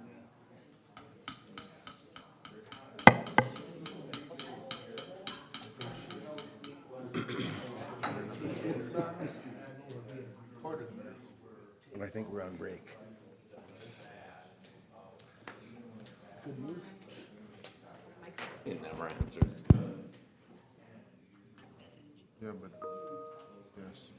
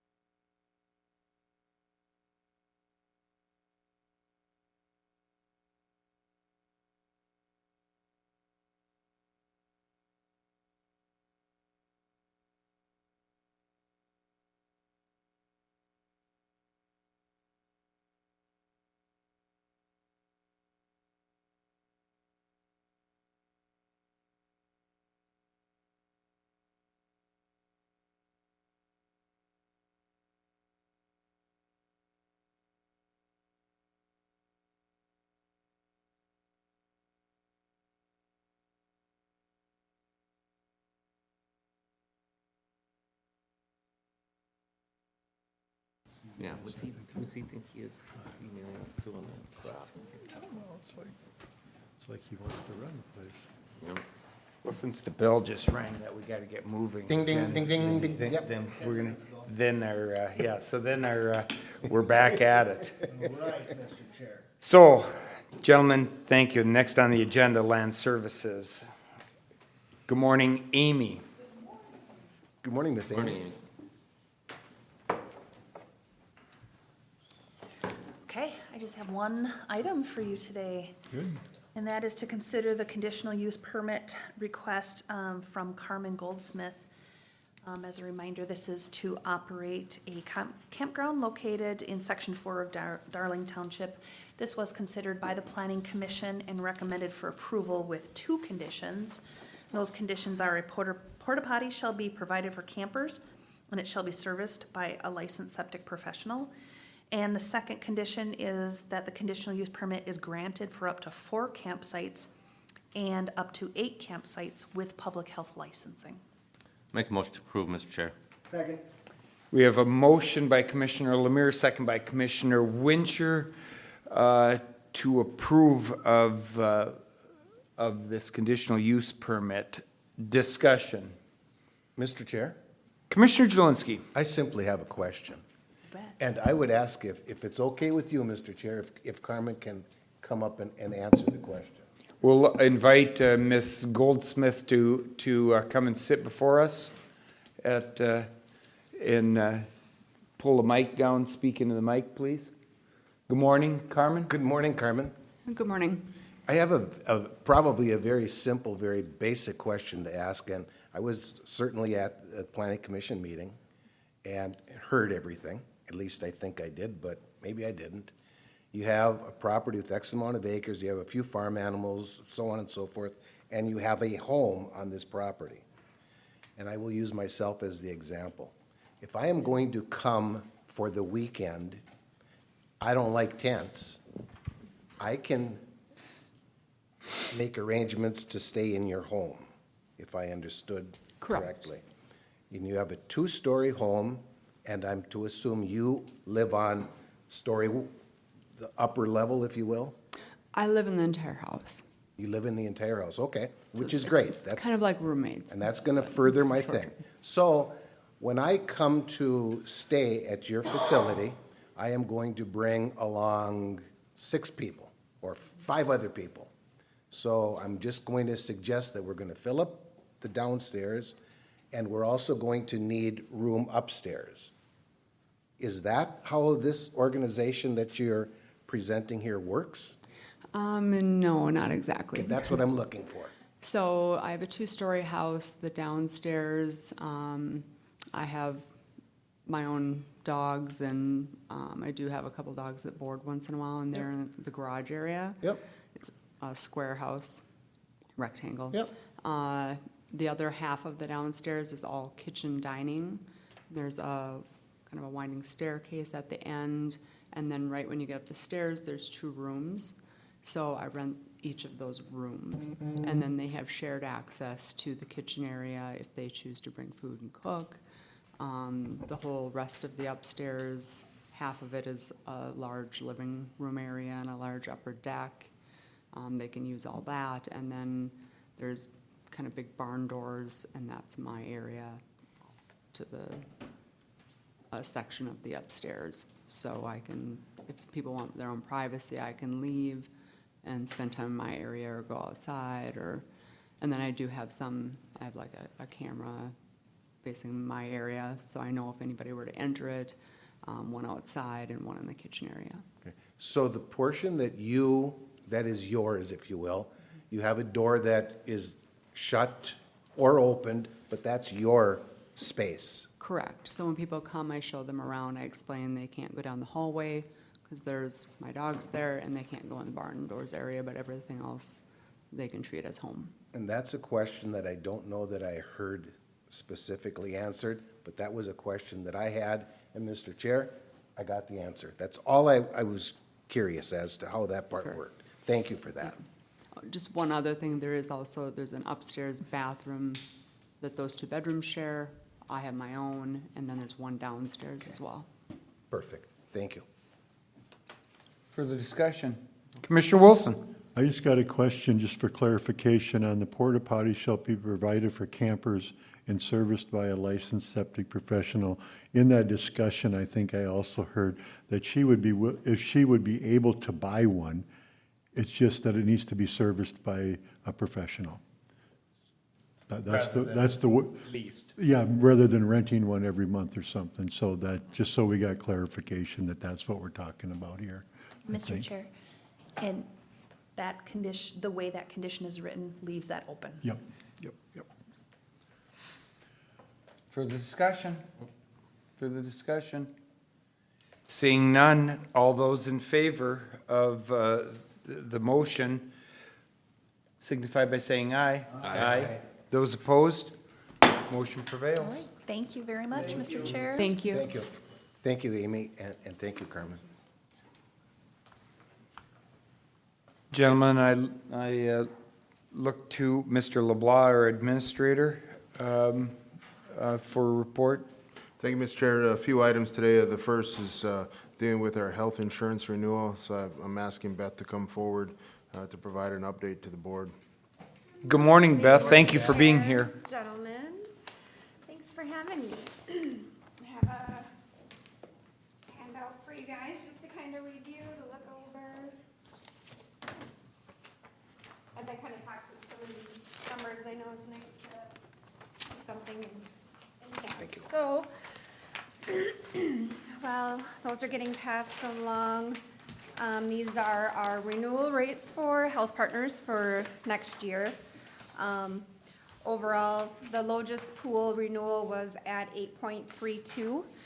Morrison County is moving from Band E, which is considered excellent, A being awful, is how I kind of like to remember it. So we're moving to Band D based on our usage the previous year, which means that our overall renewal for Morrison County specifically is 11.58%. The $2,800 deductible is moving to 3,000. 3,000 single, 6,000 for the other tiers of coverage. This is due to IRS changes. They made this announcement earlier this summer, which was expected given they usually make these adjustments every couple of years. The last adjustment that they made was in 2019. So by increasing that deductible on that HSA plan to meet the requirements, it means that it remains embedded, meaning a member with family coverage will have their own individual claims capped at the single deductible. And then the IRS has also increased the amount that can be contributed to an HSA annually. So for employee coverage, that would be $3,850. Family coverage, including employee and spouse and employee and children, bumps up to $7,750. And if you're 55 and over, you can contribute to what they call a catch-up, which is an additional $1,000. So, on that first page, you can see that on our 22 enrollment,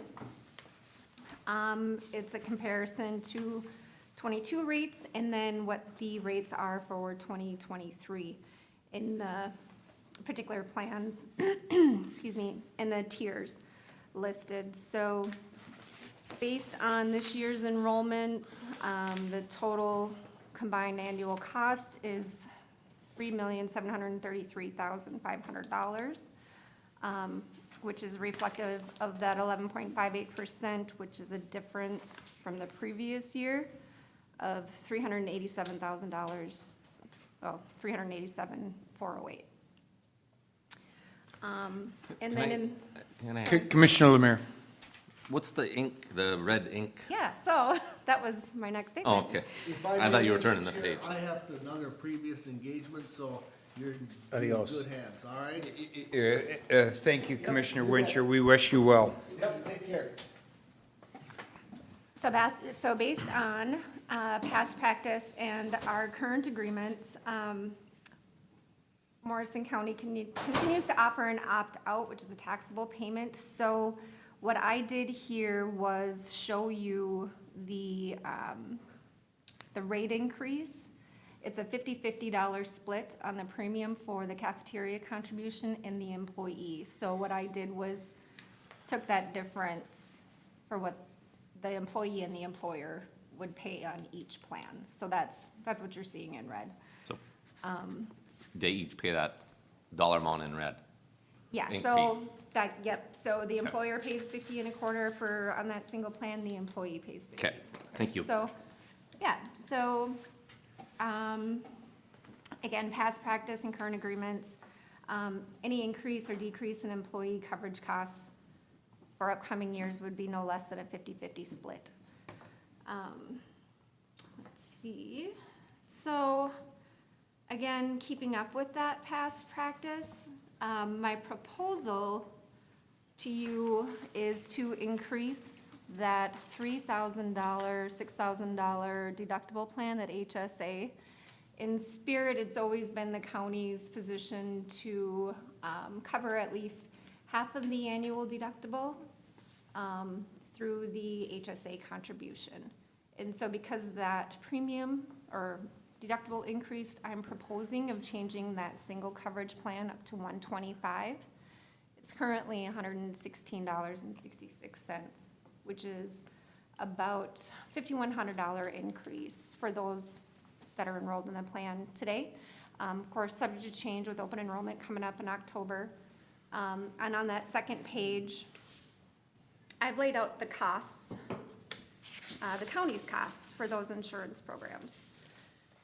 So, let's see, I'm gonna pull up my spreadsheet so I'm looking at the same information you're looking at. So it's a lot of color and a lot of numbers. That top section is the 2023 rates, and you'll see the different plans listed out. You can see how many are enrolled in each plan and the cost to the county via the cafeteria contribution and the HRA or HSA respectively based on enrollments for this year. So we do have 41 opt-outs is kind of what we're looking at, which is those that decline health insurance coverage or have access to coverage somewhere else. And so we do give them some dollars, which is obviously considerably less than the plan costs, but want to make sure that they can buy ancillary benefits if they choose to, or contribute that somewhere else. And then below, you'll see the current year's enrollment. So based off of that, you can see all the numbers per plan, and then the total across the board. What it boils down to is an increase of $187,000. $187,274.44 is the increase. That is split 50-50 plus the increase to the $2,800 HSA contribution. So the impact, Beth, to the county is half of the 187? It would be the full 187. Would be the full 187? Yep. To the county? Yeah, based on the premium rates and the increase on that one particular HSA plan, that contribution.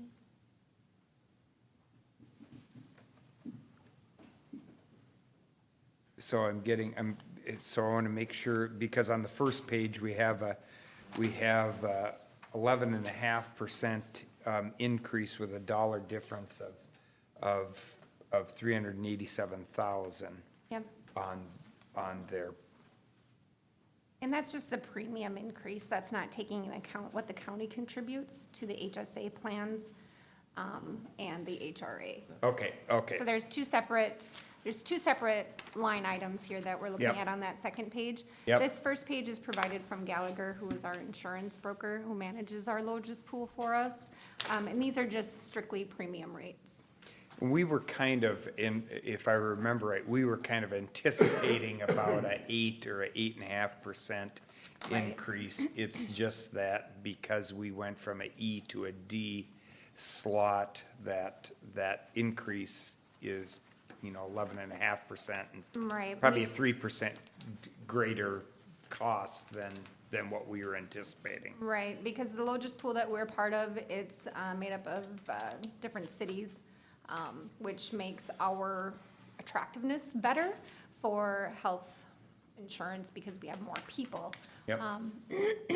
And so not only does the group look at it as a whole, which is where that 8% increase did come from, but they also look at it individually based on usage by the plan members. And so we had a lot of babies born last year, and we had, with COVID and everything going on, so there was an increase in usage. And even though some services weren't available and people had to put off some elective surgeries and things like that, we still had enough to jump bands, so. But we have we have and offer health insurance, and know that there will be utilization Right. at points in time. Yeah. So,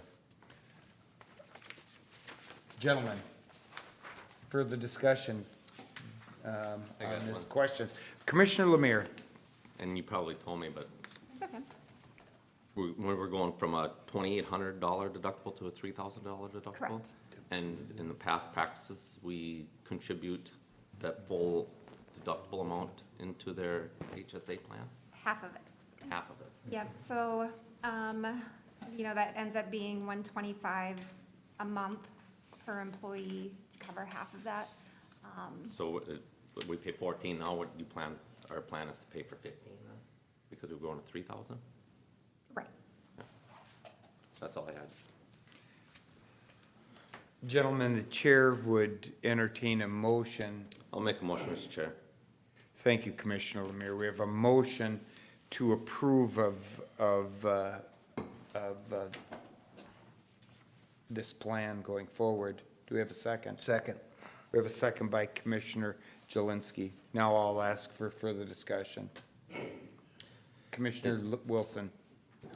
Beth, when, do we go out for bids once in a while with other companies to see if we're, do we do that? And when do we do that? Yep, you're absolutely right. So Gallagher manages all of that for us, and if you recall last year, we actually had a big conversation about whether or not we're gonna stay with the pool. The insurance committee opted to stay with them, as it was more, I don't know, what would we say, like, friendly rate-wise, because we were in COVID and we didn't really know what was gonna be happening with the market and where our premiums were gonna land and fall. And based on our usage, it was higher, so we decided to stick it out. We're actually in a 3-year contract with Health Partners through 2024. So once that contract is up again, Gallagher will again go out for bid. And then we'll review those rates and see what they come back with and all that other good stuff. So yeah, we did that last year. Sounds good, thank you. You're welcome. So in year 2024, the board will be looking to approve a new contract? Correct. Or will be in that process? Right. Further discussion? Further discussion? Seeing no further discussion, gentlemen, we're spending some money here. This is a roll call vote. Commissioner Wilson? Aye. Commissioner Lemire? Aye. Commissioner Jelinski? Aye. And the chairman votes aye. All those voting in the affirmative, motion prevails. Beth, thank you, and thank you for the comprehensive information on this for our consideration. You're very welcome. Thank you. So Thank then you I very, will very kindly. get the MOUs for the union negotiations written up and sent out for their approval, and we should be well on our way. Perfect. Super. Thank you. Thank you for your time this morning. Back to Mr. LeBlanc. Thank you, Mr. Chair. The next item, I would like to just offer for the board's consideration in the recent past here. Well, first off, today is election day for primaries, and recently we've had some outreach from community members regarding the CVR, which is a cast vote record option that our system may or may not have and can employ And I've asked the auditor treasurer to be available if the board would like to hear more about this topic. I think that'd be a great idea. I'm going to ask our auditor treasurer to come forward and join us up here. And I know you're extremely busy today, and I know that you and Joyce are the consummate professionals with managing elections here. Enlighten us, Chelsea, this morning on this issue, if you would, please. Good morning, Commissioners. Good morning, Chelsea. Happy Election Day. So we've had some discussion and some questions around cast vote record. So I just want to explain what cast vote record is. So cast vote record is a software within our ballot tabulators, our ballot counter machines that we can utilize to capture write-in votes.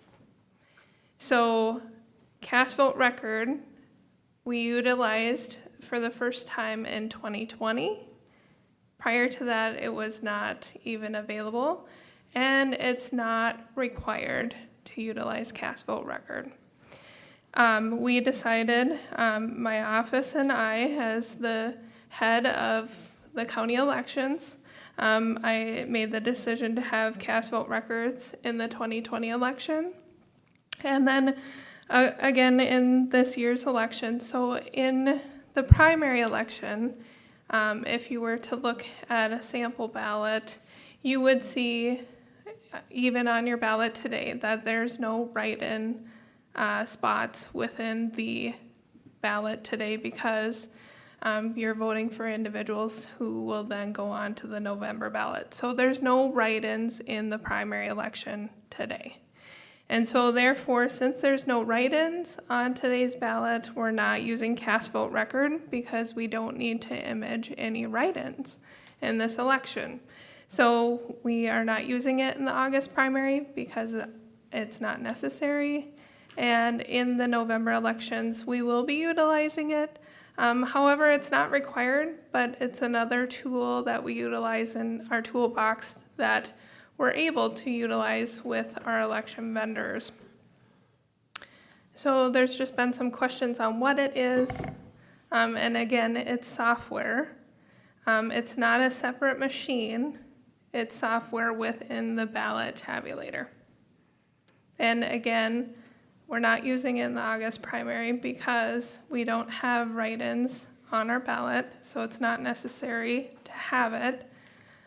Some individuals have maybe said, well, if we have cast vote records, it would image the ballots, and that is not true. So some may think that cast vote records, if you have this software programmed on your machine, that it would capture all the ballot images, but it does not do that. It captures the write-in votes only. So again, if someone were stating that a cast vote record, if we had the software and if we could turn it on to utilize it as an audit, that would not uphold for an audit because in Minnesota elections, we have paper ballots. And so the paper ballots are our audit tool that if we were ever challenged and ordered by court or the Secretary of State's office, we would go and be directed by court order or state to have and conduct an audit, and we would be going through the paper ballots. Commissioner Lemire. So this, obviously these emails that we received they're copying somebody else's emails because they're almost verbatim. But so then when they talk about a CVR report, that isn't a proper way of doing that because they're saying that's the only way we can have an audit of the vote. That's not true then. So a cast vote record, again, is software that picks up write-ins only. So that software would then create a report for the write-in candidates only. So if you're doing an audit, that is the only audit that it would provide with that software is the write-ins. Very good. And again, if we had a request, a data request for it, we cannot open anything as far as elections that's under seal after election day unless we were court ordered or directed by the Secretary of State. So that information would be under lock and seal until ordered. Thank you so much, Chelsea, for that, because, this is accusing Morrison County of not doing the proper job with their elections. And I have complete confidence in our election, complete confidence in Chelsea and Joyce. And these people are putting this out there. They're on the radio, spreading false information, putting doubt in our election process, and it's very disappointing, because I have 100% confidence in our elections here in Morrison County. Thank you, Commissioner Lemire, and I think this is once again another example of certain individuals talking about things that they either don't understand or really don't understand. And I think Chelsea's laid this out, and I don't know how you could make this more simple than her explanation. In the state primary elections does not allow for write-ins on a ballot, so why would you implement any type of technology or any type of system to address something that's not even allowed in the balloting process? I guess the only thing that this drives me to ask the question then, if an individual would come and seek a ballot to vote in the primary election and scribbled a name on that ballot somewhere, would that ballot then be voided or I'm looking for the spoiled, thank you, Mr. LeBlanc. Would that ballot be considered spoiled because they've defaced that ballot? Could you answer that, Chelsea? So if an individual went to their polling place today and they scratched out and they hand wrote in individual's name, the machine would not read it. And of course, it wouldn't be recorded as a vote because you can't vote for a write-in candidate in this election. Okay. So then at that point, you would have to spoil the ballot, get a replacement ballot, and then vote for the candidates who are listed on the ballot. Thank you for explaining that process. Mr. Chair? Commissioner Jelinski. If I may, I totally agree with Commissioner Lemire. And I also totally understand, because Chelsea, you and I have had a number of conversations on this topic. Not some kind of a secret, we have. And you've been very clear. You've said the exact same stuff that you just got done repeating to me several different times, because I had to add something more on several different occasions regarding this topic. I also, like Commissioner Lemire, and I believe the rest of this board, have absolutely complete confidence in our election system in Morrison County. So thank you. Thank you very much. Thank you, Commissioner Jelinski. Commissioner Wilson. Chelsea, if, even though the write-ins don't work this time, if our equipment was set up for that, what would happen if you turned it on? It would just come out blank, everything? Or So the cast vote record is a software that's within our machines that we would program for the election to pick up the write-in votes. So the machines today don't have cast vote record on them because we don't have write-ins. If we had it on there, the report would show nothing because we don't have write-ins. Okay, that's my point, though. If we would turn them on and it was all set up, it would just show nothing. Correct. Okay. So, Mr. Chair, if I could. Please continue. Cast vote record in other states may be different. So when it comes into elections, we've had lots of questions and comments about different practices around the states and how states do things differently. I think I've explained to you one state versus Minnesota. They have where you have to declare your political party affiliation when you register to vote. Here in Minnesota, when you register to vote, you don't declare your party affiliation, and it's private and it's secret. And that's the beauty of Minnesota elections. So there's a difference there in different states, or different machines, right? And so when someone in a different state may be using cast vote record, it may be imaging all the ballots. And in their election laws in another state, they may not have to retain their paper ballots for an audit because it may be imaging on these chips, okay? But in Minnesota, that's not the case with cast vote record. We don't image the entire ballot. We image the write-ins on a ballot. And if there's no write-ins on a ballot, we're not picking up anything. But in Minnesota, we do have a retention schedule that we have to retain election material ballots once they're sealed after Election Day for 22 months. So there is a difference in states and how they use this software and how they use different machines and how they conduct elections differently. And so that can create mis and disinformation if people are pulling information from different states and comparing it to Minnesota's elections and election laws. So it's just really important to know what we have in Minnesota and what's allowed in Minnesota. Thank you. Commissioner Jelinski. Mr. Chair, just one more thing for Chelsea. Confident I heard you correctly, but I'm going to ask again. Cast vote records, if you will, are not even required in Minnesota, correct? Correct. We have taken that step, that extra step, during the general election to have the software that actually is there. So we do have another version or another way of looking, if you will.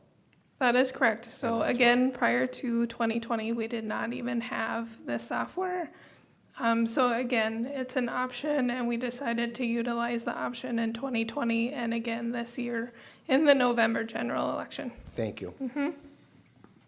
Chelsea, thank you so much for clarifying this information. I think one of the things that you mentioned that's really important, people need to remember is, we do vote with paper ballots here in Minnesota, and the state requires us to hold those ballots for 22 months post-election for audit, if needed. And so there is no, I think the public here in the state of Minnesota can be assured that there is accountability and transparency within our system, and people in the state of Minnesota can be confident that their vote is being counted, and it's being counted accurately. And what other states choose to do may be their business, but we could also say maybe they could learn some things from us here too. We know you're busy, and your staff is extremely busy and has been throughout this process, but we're grateful that you would take time to come and clarify to us this morning. Gentlemen, further comments? Commissioner Lemire. I think Chelsea has taken the time to explain this to individuals, but they don't believe her. That's the problem. You can be open, you can be truthful, you can tell them the laws of Minnesota, the election laws of Minnesota, and they don't believe you. So that's the disappointing part. Well, she's been to the classes, she knows what she's doing. Joyce has been doing it for how many years, and they won't take their advice, they won't take the facts. They won't listen to the facts. That's what's disappointing. And the difference here is we have trust in the facts, in the process, and we have trust in the fact that we have professionals who conduct themselves and their work in the greatest degree of professionalism here in Morrison County. You can lead a horse to water, but you can't make him drink, and you can lead a starving horse to a bale of hay, and you can't make him eat. I feel sorry for those who refuse to share the same amount of trust in the people who serve the public with such a high degree of professionalism. Further discussion. Just wanna say Chelsea, thanks. thank you. Thanks, Chelsea. Thank you. Thank Thank you, you. Chelsea. Mr. Chair, could I just share a couple of statistics with you since I- it is I- election day? We would thoroughly enjoy that this morning. Why wouldn't we? Exactly. So just a reminder, prior to every election, we have to do the public accuracy testing. That's open to the public. So we held that on Sunday, July 31st here in the county boardroom. And so 2 election judges of different parties had to go on each machine that went out in today's election and run test ballots through the machines to make sure that if they were a crossover party or if they were a blank ballot or if nothing was marked or all sorts of different ways on the ballot, they had to test if the machine would read correctly and if it would error out on the screen correctly. And so they did that for all of the precincts and all of the machines on July 31st here. And the public was welcome. The doors were open. So we do that before every election, the public accuracy testing. And then we also, by law, have the post-election review in November after the election.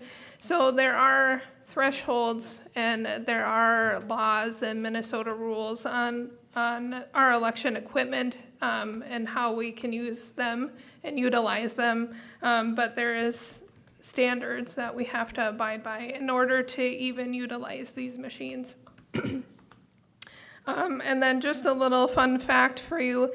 So our office is the mail ballot and absentee ballot home.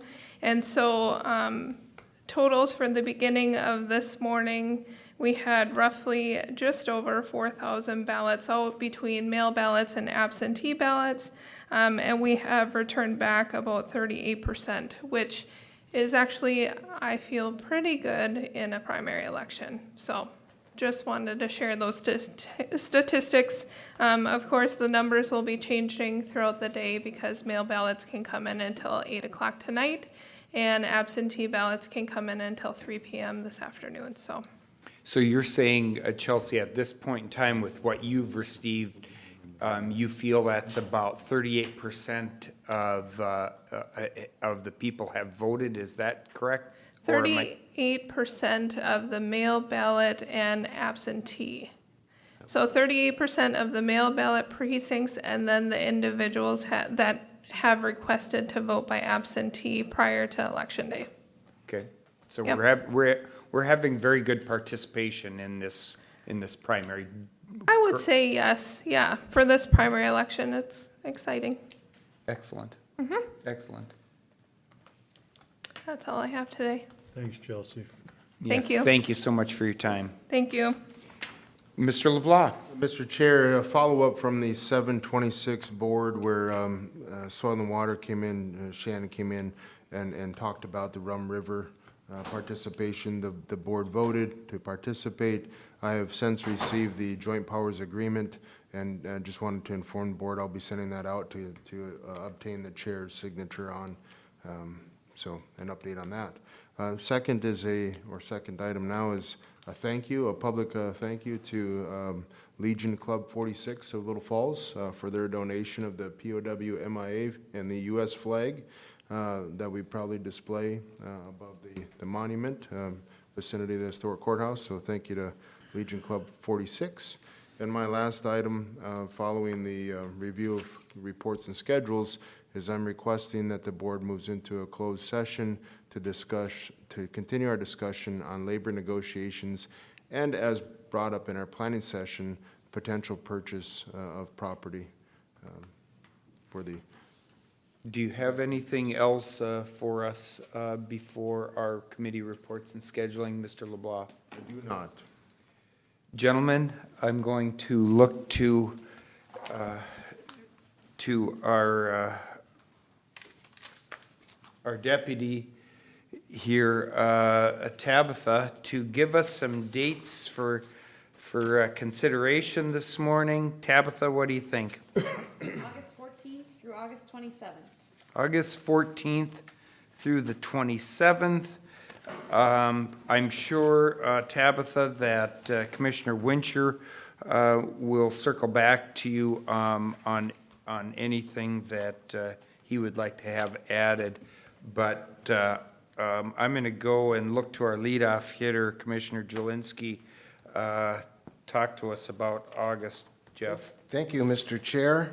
I will start with Monday, 15th of August at 11 o'clock in the morning. I will have a virtual call with the SECB. What was called Boot Camp is now going to be called the SECB Leadership Summit. That's going to come up in September. For the rest of the Mondays in August, I will participate at 11 o'clock in the morning in a preparation, like an executive committee meeting with the Leadership Summit. On the 16th, Tuesday the 16th, 8:30 in the morning, we've got a planning meeting. That evening, we have Planning Commission Board of Adjustment is canceled. That's correct.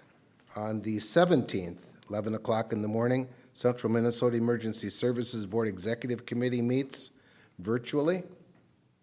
At 3:30 in the afternoon, the SECB Executive Committee meets virtually. At 5 o'clock that same evening, Hands of Hope will hold their meeting, and that will also be virtual. On Thursday, the 18th, 10 o'clock in the morning, Central Minnesota Emergency Services Board Owners and Operators and Users Committee meets virtually. And on the 22nd, as I said earlier, it's another Monday, so at 11 o'clock, I will be involved with the SECB and preparations for the Leadership Summit. On the 23rd at 9 o'clock in the morning, we have County Board. And then I'm going to jump over to the 25th at 12:30 in the afternoon. I will participate in an SECB meeting, and that will also be virtual, Mr. Chair. That's all I have. Thank you so much, Commissioner Jelinski. Commissioner Wilson. On the 16th, I've got community development at noon at Pine Country Bank. On the 26th, I've got Mississippi Headwaters in Walker at 9 o'clock. And I think that covers me. Commissioner Lemire? 24th, HRA, 9 o'clock at HRA. And don't forget to go to the St. James Bazaar on the 14th. Good plug. Good man. Tabitha, I can tell you that on the 18th at 7 o'clock, the Egg Society will meet at the fairgrounds. And on Thursday, the following Thursday, at 6 o'clock, Region 5 board meeting in Staples at 6. Other than that, I don't believe I have anything else. You have a question for? Do you have an airport meeting? I don't have it on here, my notification yet. Sometimes they don't have it, so Okay. I don't know. I will let you know if I do. Okay. And I'll remind Commissioner Wincher to touch base with you. Tabitha, thank you for all you do. Any further business to come before the board? Mr. Chair, I did have one other resolution regarding a closed session. So I'm going to ask the board to approve this resolution, if I may read it. Please do. Whereas Morrison County will discuss the organization's practices that support cybersecurity, and whereas the disclosure of information discussed would pose a danger to compromise security procedures or responses, whereas pursuant to Minnesota Statute Section 13 Delta 05 Subdivision 3 Delta, the county board by resolution may close a meeting to discuss security reports.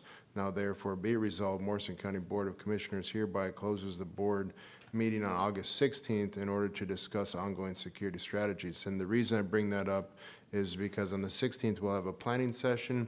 So this is my last opportunity to get this resolution passed, and we would conduct this following the planning session next week. So moved. Second. So we have a motion by Commissioner Jelinski, a second by Commissioner Wilson to approve of this resolution to go into exec session on the 16th. Discussion? Seeing no discussion, all those in favor signify by saying aye. Aye. Those opposed, motion to approve that resolution passes. Gentlemen, we will take a short break here, and then we will go into exec session. Mr. Chair, if you would, if we could get a motion and if we could get a formal approval by the board to go into the closed session before. So I will entertain a motion to go to exec session now. We have a motion by Commissioner Wilson and a second by Commissioner Lemire for this board to move to exec session. All those in favor signify by saying aye. Aye. Those opposed. Gentlemen, we will move to exec session in about 4 minutes.